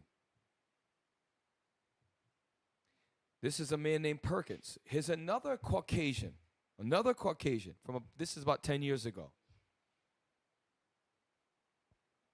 Let me be clear that Floyd Corkins was responsible for firing the shot yesterday that wounded one of our colleagues and our friend, Leo Johnson. But Corkins was given a license. Pause. Corkins was a man that decided, because the SPLC put their organization as a hate group, this man went out and decided to shoot one of their employees. Now, these are not black people, but the SPLC, and he's going to go on to tell you, the SPLC should be held accountable for what happened to his colleague. Play on. To shoot an unarmed man by organizations like the Southern Poverty Law Center that have been reckless in labeling organizations hate groups because they disagree with them on public policy. And I believe the Southern Poverty Law Center should be held accountable for their reckless use of terminology that is leading to the intimidation and what the FBI here has categorized as an act of domestic terrorism. Pause. Wait a minute. He just said that the FBI, Federal Bureau, they deemed what that man did as domestic terrorism. But we just saw an article where the SPLC's lawyer was arrested for domestic terrorism, for showing up and changing into black clothes and allegedly throwing bricks, large rocks, Molotov cocktails at heavy equipment in police. So let's think. You gotta put the things together. We're just showing you this. What he said. I didn't make that up. This is 10 years ago. Now, go to the next one real quick. We're gonna do one more SPLC. We're gonna move on. Now get the one with the black woman, number 12, and then we're gonna move on. Okay, number 12. This is the name of the article is after allegations of a toxic culture, the Southern Poverty Law Center tries to move forward. So this is from those of you who haven't heard of NPR. NPR is a very NPR is known as I guess you could say, a trustworthy source. This is from Debbie Elliott. Debbie Elliott appears to be a white woman, Caucasian woman. So she's writing this article. These are not black Hebrew Israelites, as you say, as trying to put the spin in it. We're objectively looking at this. Okay, we're examining things. Read. Now here goes this is an Israelite sister right here, whether she knows it or not. She has the depictions and characteristics of someone like Jesus Christ's mother, Deborah, as well as Judith, when you read in the Apocrypha. These are what Israelite women look like. Okay, play on, read on. After allegations of a toxic workplace culture that discriminates against women and people of color, the Southern Poverty Law Center is trying to emerge and chart a way forward. Turmoil in the civil rights organization last month resulted in the firing of its famous founder and the resignations of its longtime president and legal director. So those are facts. One was fired and one resigned. That's a fact. Well, let's read a little bit more. Karen Bands Dunning, an African-American woman. You know what's funny? What I realized, and I learned this from Bishop Yawasab, how to critically think a little bit more in depth, is why do they have to say Karen Baines Dunning, an African-American woman, when the two men listed above were both Caucasian? Why wouldn't they say the famous founder, a Caucasian American, or why wouldn't they say it about them? Because they want us to show you that, no, we brought in a black woman to look into this. They wanted us as the readers to know that. They didn't say the fact that the two people above that resigned were white people or Caucasian Americans. Read on. Karen Bands Dunning, an African-American woman, was then appointed to run the organization as its interim president. She spoke publicly about the path forward this week for the first time with NPR. Founded in 1971, the SPLC is known for its work tracking and suing hate groups and for waging legal battles over issues like same-sex marriage, immigrant rights, and treatment of prisoners. So the SPLC, and that's why the other man said, look, the early SPLC of yesteryear was not the same. And this is the point that they're making as well. Now they're going to go scroll down, go to her first order of business. We're just showing you pieces of it. Read. Her first order of business is clarifying the scope of the problem. So they brought in an African-American woman. They wanted to make it that point to look into the problems of the SPLC. So they're admitting that there are problems with the SPLC. What are the problems? Read on. The shakeup revealed long-simmering complaints of alleged gender and radical discrimination. Racial discrimination. And racial discrimination and sexual harassment. So these things were going on at the SPLC. Remember, their character is that they were falsely putting false labels on people, spreading lies, and they had to pay a lawsuit. They have their staff attorney taking place in domestic terrorism. Okay, read on. Baines Dunning spent her first days on the job meeting with staff to hear their concerns, both at the group's headquarters in Montgomery, Alabama, and at a field office around the South. She would not talk about specific allegations citing personnel policies, but generally acknowledges there's work ahead. So, meaning there are problems with discrimination, sexual harassment, and race issues. So the black woman who they showed a picture of her, and then they pointed out that she's an African American.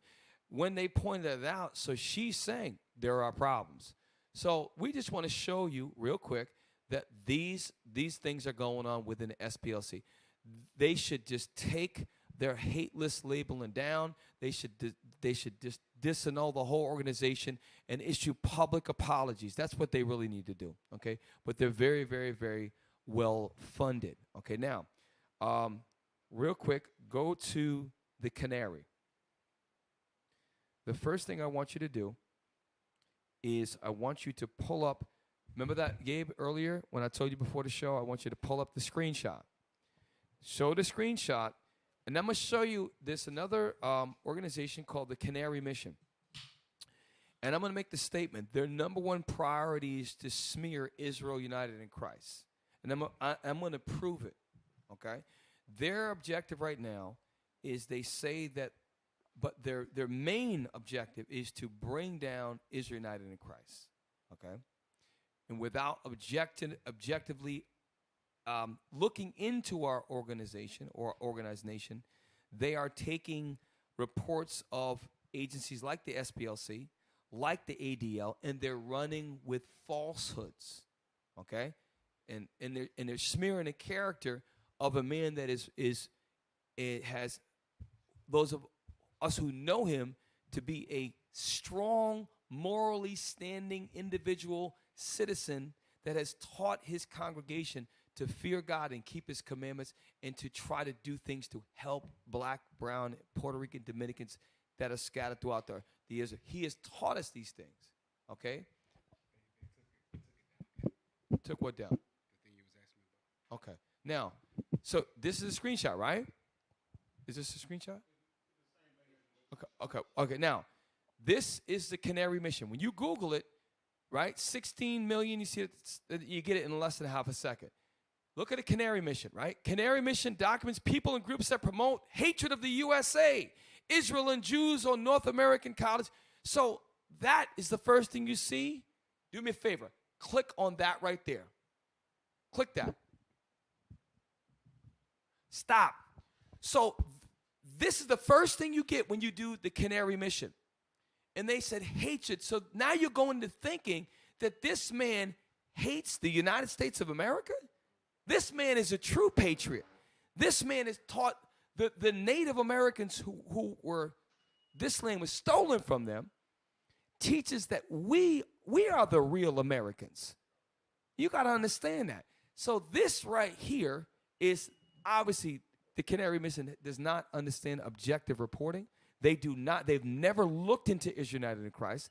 They are basing it on sole false reports, and they're not doing any investigative journalism. They're running with lies.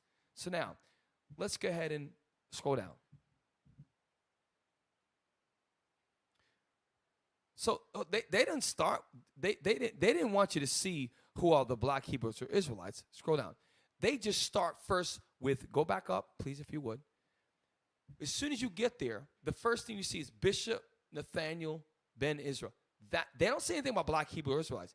They want you to understand, and this is the reason why, because there is a fear of black people rising up, learning to stop smoking weed, stop bleaching their skin, being proud of who they are, connecting with the moral standards of the Bible, to stay with one woman, marry your wife, get off drugs, stop becoming babies, mothers, and they fear that. And that's what this man teaches. He teaches us to keep God's commandment, and that's a threat. Because the society profits off black people being in sin, black people being confused, us being ignorant of the things that we need to do as family units. And Bishop Nathaniel has taught us through God's commandments how to change that. I'm a living example of that. Okay? So this is why we know that their mission is bigger than just black Hebrew. They're after Israel United in Christ. That's exactly what's going on. Okay? Play the video. Yeah, no, we support Hitler. Right. Because Hitler was killing your people, man. Hitler knew who the real Jews was. Right? Hitler wasn't oppressing my people. Now, hold up. So real quick. So, and by the way, when you start to play the video, they're talking about Hitler and oppressing people. those are not men with Israel united in Christ. Those are the Israelites, but they show you Bishop Nathaniel, and then afterwards the audience who is ignorant of the fact will say, well, everything after must be associated with this man. Do you see the levels of deception and manipulation? So now this is actually us. We stood for the right, of Kyrie Irving. We were there in support of him as a black man in America, being able to speak the truth. That's what he was doing. The things that he was saying, biblical truths, we were there to support that because that black man was being oppressed, okay? And we showed up peacefully, and we were singing songs of unity, okay? Play. The real Jews are back on the streets, and you so-called fake Jews who stole our identity are going to go into slavery.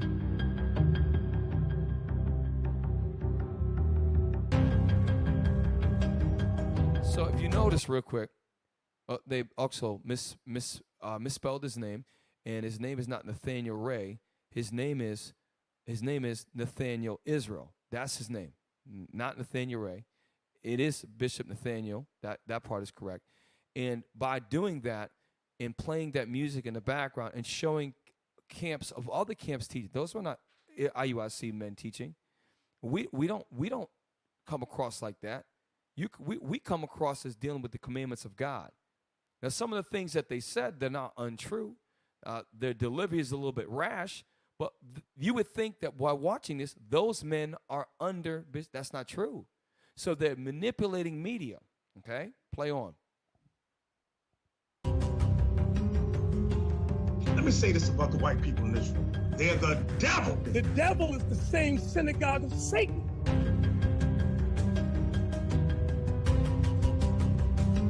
Germans and the so-called Europeans. Now hold up real quick. So what Bishop Nathaniel said is he's actually quoting scripture.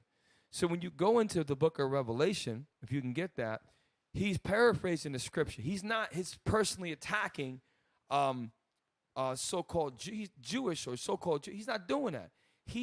They fit, the Jewish man of today does fit Revelation chapter 2. Okay, we're going to read it. Can you read that? The book of Revelation chapter 2 and verse 9. I know thy works and tribulation and poverty, but thou art rich. That's talking about the 12 tribes of Israel. And I know the blasphemy of them which say they are Jews and are not, but are the synagogue of Satan. And that's how we started the show with the lies, and we talked about the devil, because the acts that Jewish people have done through the ADL, okay, and other organizations to smear Israel United in Christ proves that you're of the devil. It proves that you're a deceiver of the earth. You've deceived people through lies, okay? Play on. Up. Okay, 6 million you said, right? 6 million Jews. They are the Edomites in the Bible. They're the devil. So now they take, so they take his past profession, which he was a police officer, okay? So, and obviously he didn't serve for 1 year. If he was such a problem, why wouldn't the NYPD let him go after year 1, year 2? Because he was a policeman that did his job. Okay, and now they're trying to say allegedly framed 2 innocent men. Allegedly. Where's the proof? Okay, again, and now because you pose that on your website, you're not even doing an investigation. You're putting that out. This is the court of public opinion. That's what they're trying to do, is try to put doubt in people's mind about Israel United in Christ. And they didn't even use the teaching from us. They started with other camps, then they segued it in it, and now they're showing Bishop. Read, play on. The one is the devil the Bible speaks of. Let me teach it to you. I want you to see all these fake so-called rabbis from the Jewish community. You don't know what's going on and don't realize the demonic activity behind the scenes. So-called Jewish people. They're counterfeits, fakes, phonies, frauds. We're the Jews and you're not. Now, let me say this. So again, they're taking segments of certain part. They didn't they didn't study the whole interview. All right. Now, real quick, we are the Jews of the Bible, aka the 12 tribes of Israel. We're not Jewish. y'all who say you are Jewish, you have different customs. We don't wear yarmulkes on it. That is your custom. Okay. There's certain things, the way you wear your fringes, that is your custom. Okay. Those are things that you do. The Israelites of the Bible, we don't do things that you do. Okay. So I want to be very clear. Get me there's another article on the Canary Mission. There's one more. I just wanted to show you. Number 13, please. Check this out.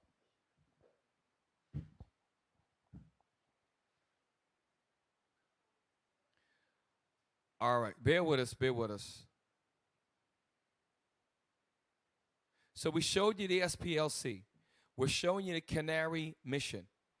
And then we're going to show you the ADL, okay? Very clearly. 13, man, 1-3. It says Canary Mission. Okay? Let's check this out. Stay with us, y'all. I know it's getting late.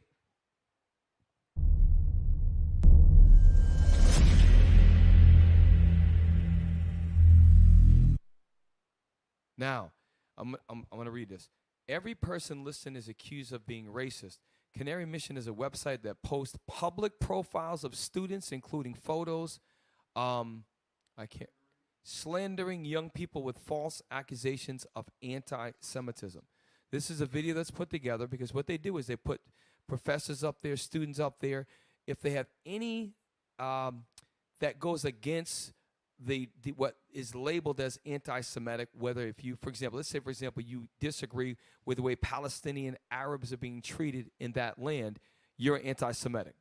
Okay, well, the Palestinian people have been on the receiving end of oppressive behavior from Jewish Caucasians in Israel. Okay, you just watch, look at two different sides of the story. Play on.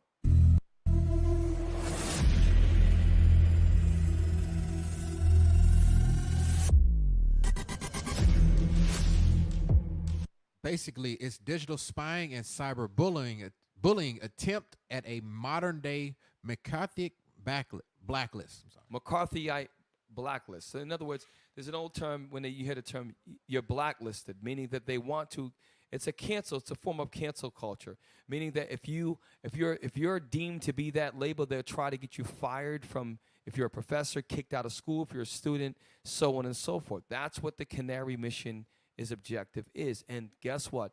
When you go to their website, when you Google the word it says 16 million, you get there in 0.47 seconds. The first thing that they show you is a picture of a video, and it says Bishop Nathaniel, showing you that they are personally trying to destroy the Israelites, in particular, Israel United in Christ. Okay? It is a smear campaign. That's exactly what's going on. Play on.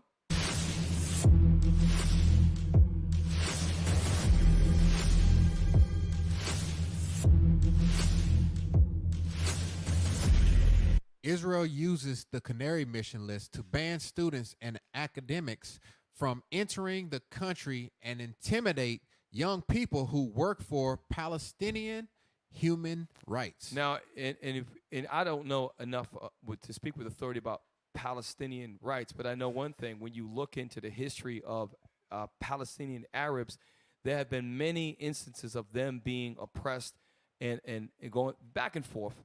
And so if you are pro-Palestinian, you are labeled as anti-Semitic. You are labeled and put labels on you, and they try to get you so that you cannot study. You cannot study from abroad. You cannot do things like hold a position of a scholarly position of either being a tutor, being an adjunct professor, being a professor, so on and so forth. Play on.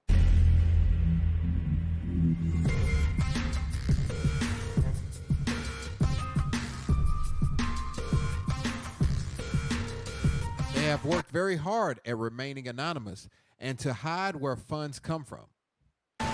So real quick, I just wanted to show you that in conjunction with that. Before we get to the ADL, Officer Matt posted something. Bishop Nathaniel showed this before. Actually, I think some of the deacons showed it as well. Get me now this is going to be coming from I believe a Jewish woman. And it is going to be article right after It says anti-Semitism trick. Now, this is from Democracy Now! And if actually, shout out to Captain Get a Lie who was able to forward this over. We want to show you that it's not us just saying this. It is people from the Jewish culture. They acknowledge this too. And we're going to show you firsthand, okay? Showing you that this is a tactic. It is a trick that they'll use to get their way. Let's let her say it. Dissent expressed in the United States against policies of the Israeli government.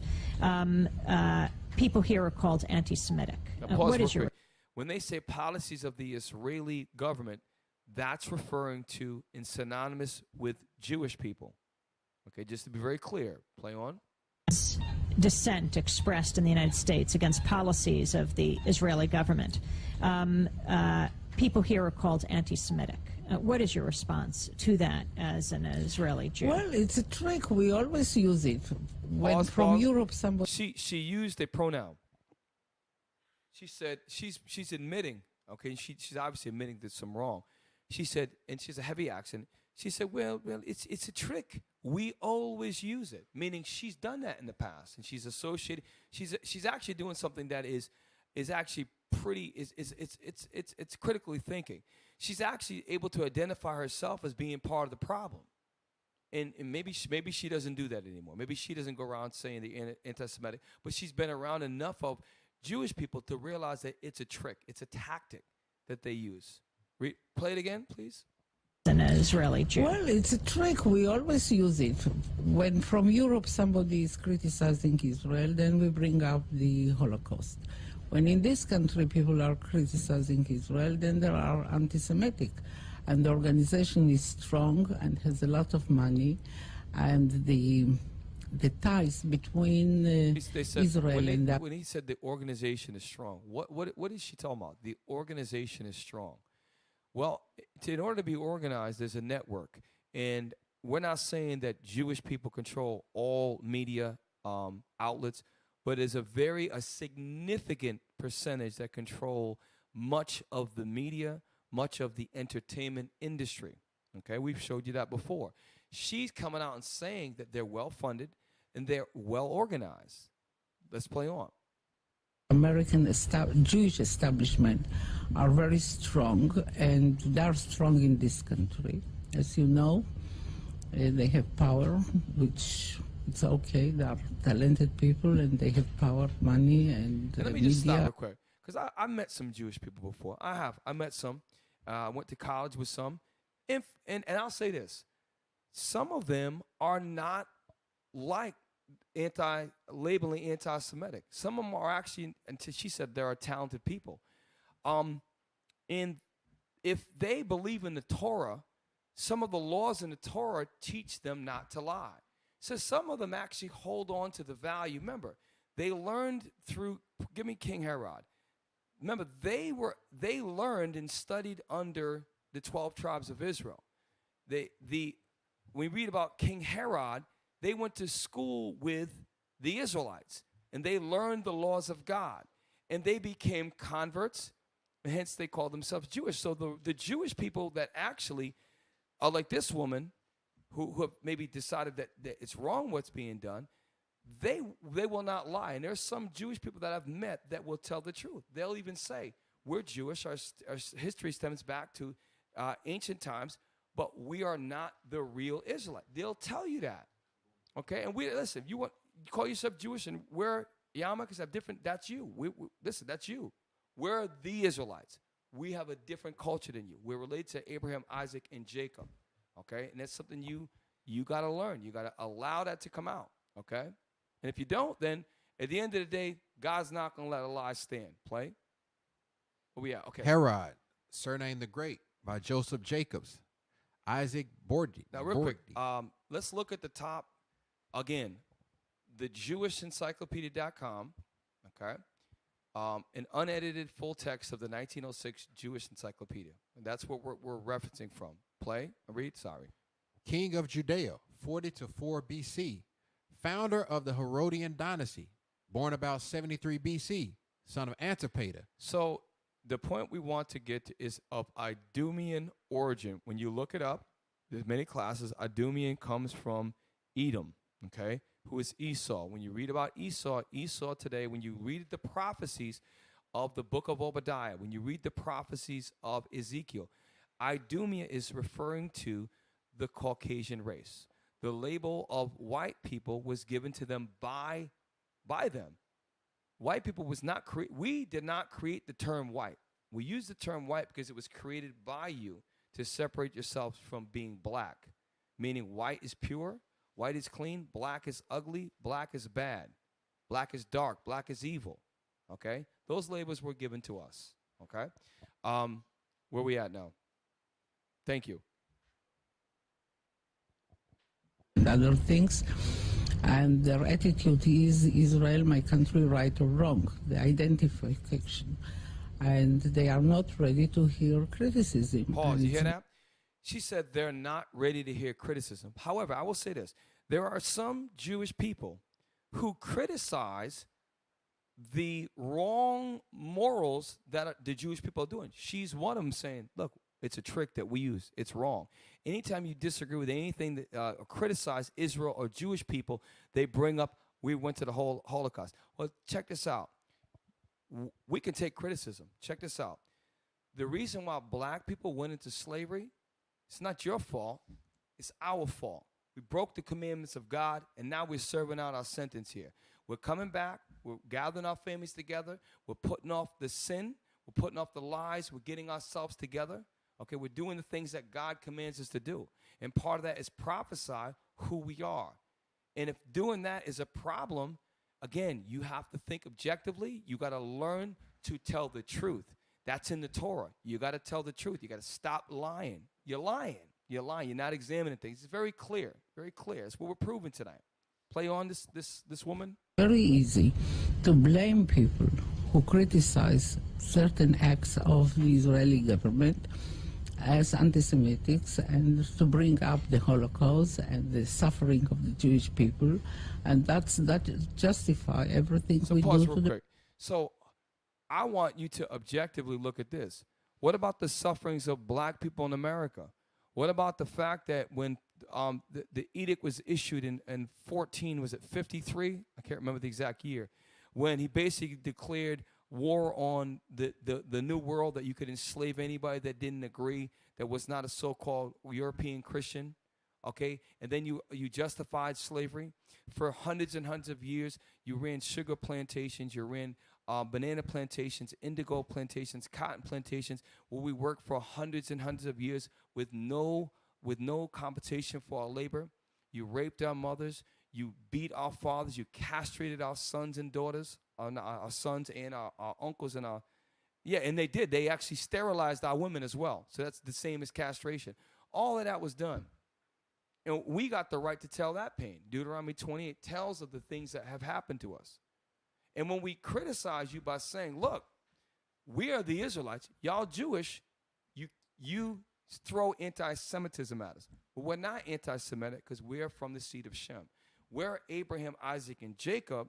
You're Abraham, Isaac, and Esau, the European Caucasian. And that's the difference. That's a fact, okay? And that criticism you can't take. But if you are of the Torah and you are of truth, we played Bishop Nathaniel's video. Sit down with Bishop Nathaniel. Let it be a public forum. Let's let the truth come out. Let's let the truth come out, and the lies will have to go away at that point. We're almost done, y'all. Get out of that real quick, or is that it on the lady? All right. Yes, get me. Hold up. Yes, so I want to go to the ADL real quick. No, I'm sorry. So, yeah, and stand by with that guy with the arraign that Officer Matthew posted, because I'm going to, so first go to the ADL. Now we're going to touch on the ADL, and it's number, you know what it is, right? We could do 2 or 3 shows on this, but bear with us. So now we're going to go to Jonathan Greenblatt. I think that's his name. The president or the founding chairman of the sitting acting president, I believe that's his title, of the Anti-Defamation League. Look up the word defamation, because he's the president or the of the ADL, and he actually, on this show, is actually defaming. He's from the Anti-Defamation League, and he's actually defaming. And confidently, without proof. And we're going to prove that he's a liar. And he's defaming, okay, where he says black Hebrew Israelites, which, by the way, the Canary Mission says black Hebrew Israelites down the page, and they show Bishop Nathaniel, the first thing you see. All of it is linked together, okay? Play. Defamation, the action of damaging the good reputation of someone. Okay, the act of damaging the good reputation, IUIC is a good reputation of someone. Read on. Slander, libel. So slander and damaging the reputation of someone. Okay, now that's what defamation is. Now let's go back to ADL video and start the first 3 minutes, and we're going to jump to 9, and then we're going to jump to 13. I time marked it for you. Wake that ass up early in the morning. The Breakfast Club. Morning, everybody. It's DJ NV, Charlemagne the God. We are the Breakfast Club. We got a special guest in the building. That's right, the CEO of the Anti-Defamation League, Jonathan Greenblatt. Take a step back real quick. See, I have to correct myself. So he's not the president.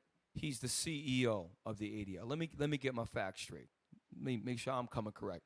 He's the CEO of the ADL, acronym Anti-Defamation League.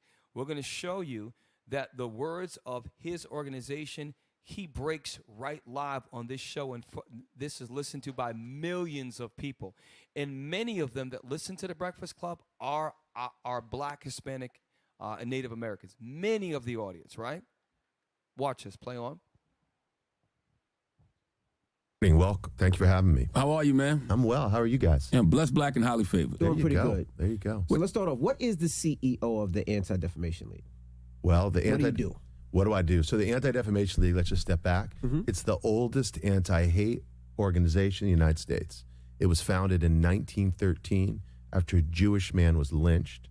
He'd been falsely accused of a crime, wrongly convicted, and ultimately... Quick, we did a show about that where we actually investigated the man that was falsely accused. And there's let me just say this. Research that for yourself. Don't just take what he says as being truth. There's more to the story about that Jewish man than meets the eye. We did a show on that where we investigated that, okay? Right. And he blamed the black. Go ahead, Officer Micah. He raped a white woman, a girl, and then he blamed the brother who was the janitor for it. And so just research it for yourself. Just don't take his side, don't take our side. Do some digging around to see if Jonathan Greensburg? If he's telling the truth, right? I want to get his name right. Okay, play on. Tore him from his jail, and they hung him from a tree. And while the corpse was still hanging from the rope, they all gathered around, the town did. They had a barbecue underneath the body. They took pictures, and they turned the photographs into postcards. Sounds familiar. I was going to say, like, lynchings happen to young black men and black women very frequently in the South. This was the first high-profile lynching of a Jewish man, and a bunch of Jews said, we got to do something about this. And so they founded an organization they called the Anti-Defamation League, and they wrote a mission statement that was pretty amazing, because 100 years ago, Jews did not have, economic resources I want to point out the fact that right now he sounds smooth. He's comparing one, and you got to investigate that further, okay? One high-profile Jewish man, Caucasian, by the way, that got allegedly hung and things happened to him, and he's trying to make the emotional connection to the audience that they're just like and had the same struggle just like black people. But the audience is a little smaller than that. That's why he said many black men. He had to make the difference because Charlemagne almost starts to check him, but then Charlemagne has his handlers that he literally has to watch what he says. Play on. They did not have much social capital, and the mission statement they wrote in 1913. Now, real quick, and so I wish if we have the name of that on. So we have proof, and Deacon Isaac has done a pretty extensive show on it. Jewish people did have power in this country in the 1900s, the early 1900s, because they had capital, because they were slaveholders, and they had stock in the slave trade. They were financiers of slave ships, so they did have power. You know who didn't have power? Black Americans didn't have power in 1913. Okay, we were the ones that was suffering. Okay, watch some movies. Do a little bit of history. Hey, Cat, we ain't have power in 2013. We still don't have power in 2023.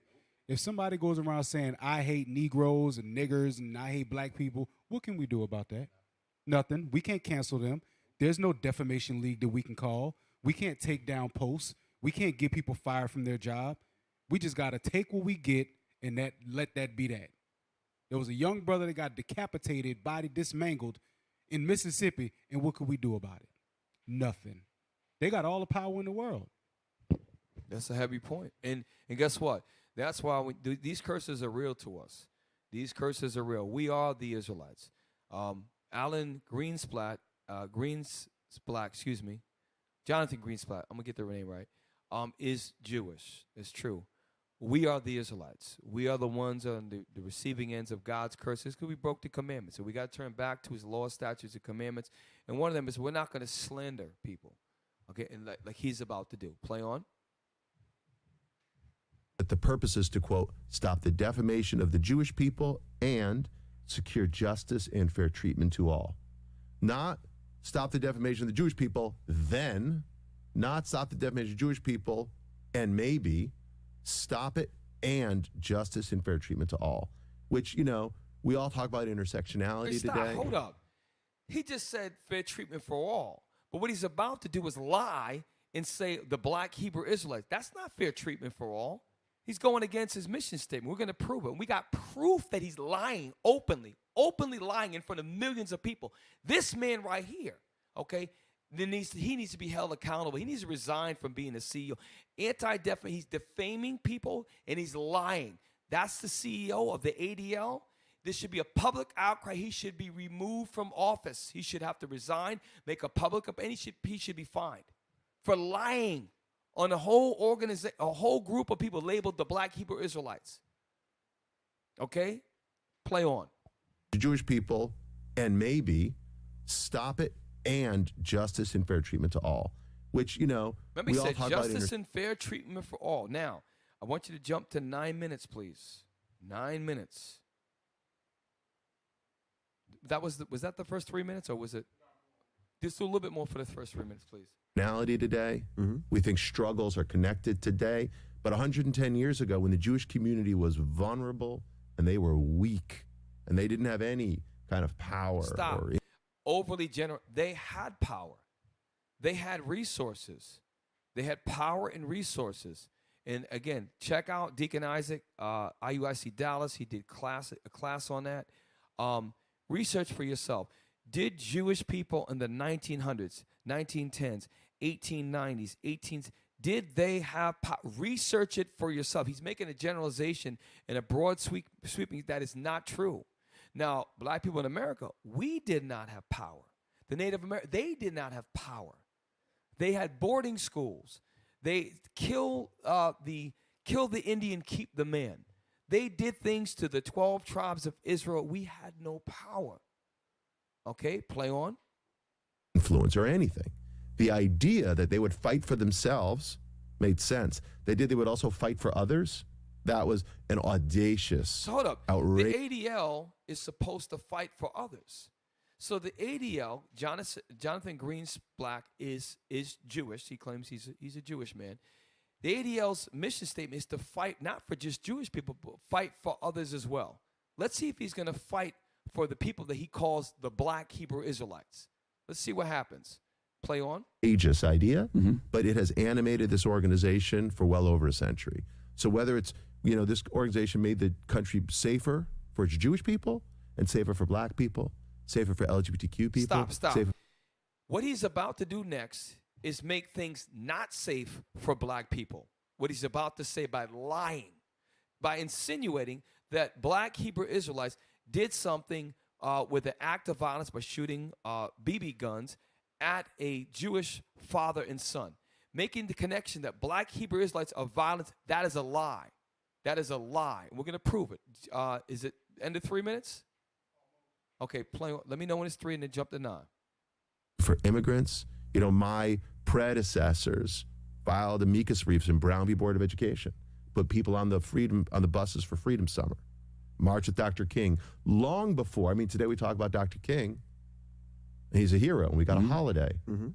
He was a rabble-rouser. Oh, absolutely. He was a risk-taker. And when ADL stood with him in the 1950s, like, it pushed a lot of people away, but we thought it was the right thing to do. And I'm blessed, like really, really blessed to stand on that legacy. 3 minutes? Now, let's go back to 1912, right? Because, you know, a Jewish man got lynched. You know, after the Jews were expelled Is this 9 minutes? from Jerusalem by the Romans and like torn from their land, and they lived in diaspora as a small community in Europe, in the Middle East, Well, hold on. in parts of So he says that the Jewish community lived in diaspora, and hold up. When you read about 70 AD, we fled into Africa. Jewish people did not flee into Africa. That's a lie. What he's saying is not true. The diaspora that fled were the people that are in Detroit, Michigan, that are downtrodden, in Philadelphia, Pennsylvania. The black and brown, the 12 tribes, we are those people that were in the diaspora. Okay, what he's saying is not true. Okay, play on. But I want to get to 9 minutes when you get a chance. We're here. Okay, now watch this. torn from their land, and they lived in diaspora as a small community in Europe, in the Middle East, in parts of Asia. And these Jews continued speaking Hebrew. They didn't assimilate into the mainstream population. They continued their own religion. They didn't adopt Christianity or Islam. And that's talking about our forefathers. When you look at the maps of Africa, you got places like Levi cities and help me out, some of the map places where they have Bishop brought out the old maps. The Homie Jews. Those were our forefathers that were there. So how do Caucasians mix in with Africa and live on the African continent? How does that happen? No, that's just not, it's not true what he's saying. It's just not true. Play on. They continued their own dietary rules. They didn't adopt what the mainstream did. Jews don't believe in conversion or proselytization, so they stayed small. They didn't really grow. So the upshot of that is when the church, like in Europe, needed someone to blame the Jews. Mm-hmm. When the kings needed someone to blame those Jews. When the caliphate needed someone to blame those Jews, because they were always there, they were always different, they were always living on the margins. Quick. Now, what he's referring to is when our forefathers were kicked out of, when you read in the book of Acts. Remember, give me that, real quick, give me the book of Acts. I know we're going far. Is it Acts? It just came to me. When he banished the Jews out of Italy. Let's see. It might be 17 or 18. I'm gonna prove what he's saying, and this is talking about our forefathers. Yes, 18, 1 and 2. Yes, sir. The book of Acts, chapter 18 and verse 1. After these things, Paul departed from Athens. Stop. I'm going to show you, this you might be listening for the first time.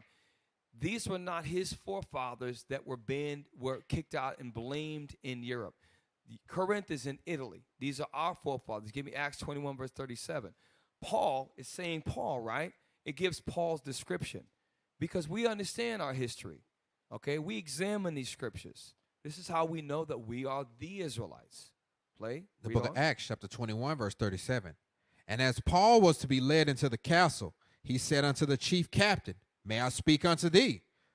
Who said, Canst thou speak Greek? Art not thou that Egyptian? Paul was confused by the chief captain as being black. The Egyptians of that time were black people. We have proof about Paul being black. And Paul was an Israelite, a Jew from Tarsus. Okay? Now, go back where we was at on that. It's getting late, I know. Stay with us. We're almost done. Blame the Jews. Mm-hmm. When the kings needed someone to blame those Jews. When the caliphate needed someone to blame those Jews, because they were always there, they were always different, they were always living on the margins. So flash forward to today, anti-Semitism shows up in different ways, often like characterized by a series of myths or tropes. So for example, the Jews run Hollywood. Look, it is certainly true that there are a number of prominent Jewish people in Hollywood, in the entertainment industry. Pause real quick. So there are actually statistics that prove it's the vast majority. Okay, and he can't even deny that. He says that it's true. Okay, now, all that being said, I wanted to create an understanding of him saying that the ADL stands up for all people, right? And that the Jews, when it's just blame the Jews. He's about to, in the next segment, do exactly what he just said that his forefathers had happened to them. Because there was an act of so-called violence on Jewish people, and he's saying the black Hebrew Israelites did it, showing that he's blaming the Jews. Us. Watch. Go to 13 minutes. What, today's Monday? Tuesday. Wednesday. It's going to air on Wednesday. Sorry. So it is over this past weekend in Staten Island on Sunday, a Jewish man who he must have been Orthodox because you could identify that he was Jewish, and his son were shot by a young man. Stop. I want you to rewind a little bit. And this is where Mr. Greenblatt, you can't get out of this one. It's on record. We got you in a lie, sir. You have to learn to fact check things. You have not learned as the CEO of the ADL, the Anti-Defamation League, you're about to defame somebody, lie on them, okay? Label a whole group of people off a lie, okay? Play. Gun as they came out of a guns. I did see that, yeah. And so when he was asked by the police, Wait, no, you had to rewind. They said it was. I know, it's late. Just rewind it, please. Sorry.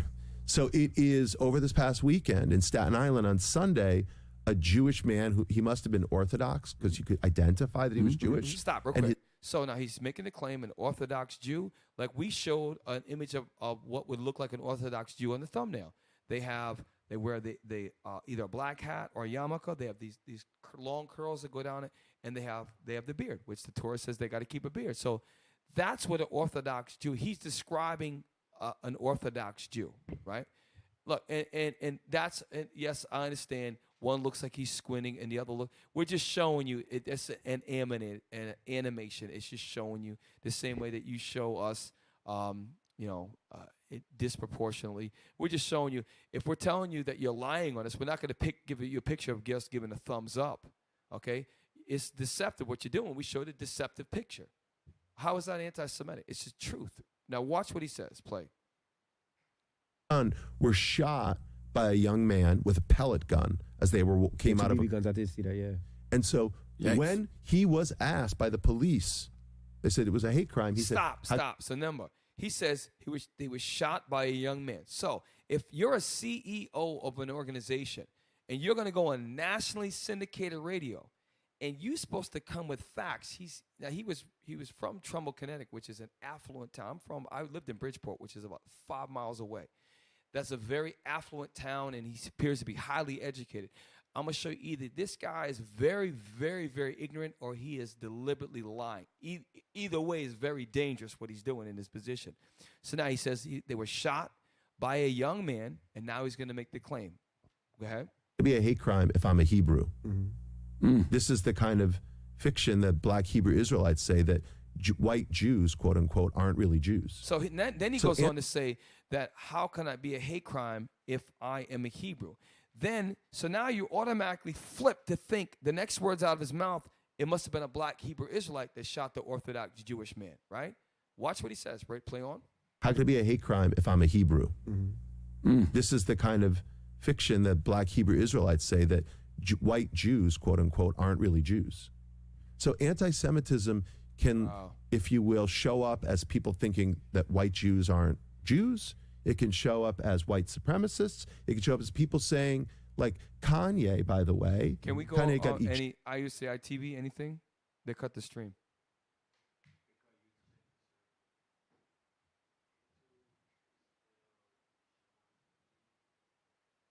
All right.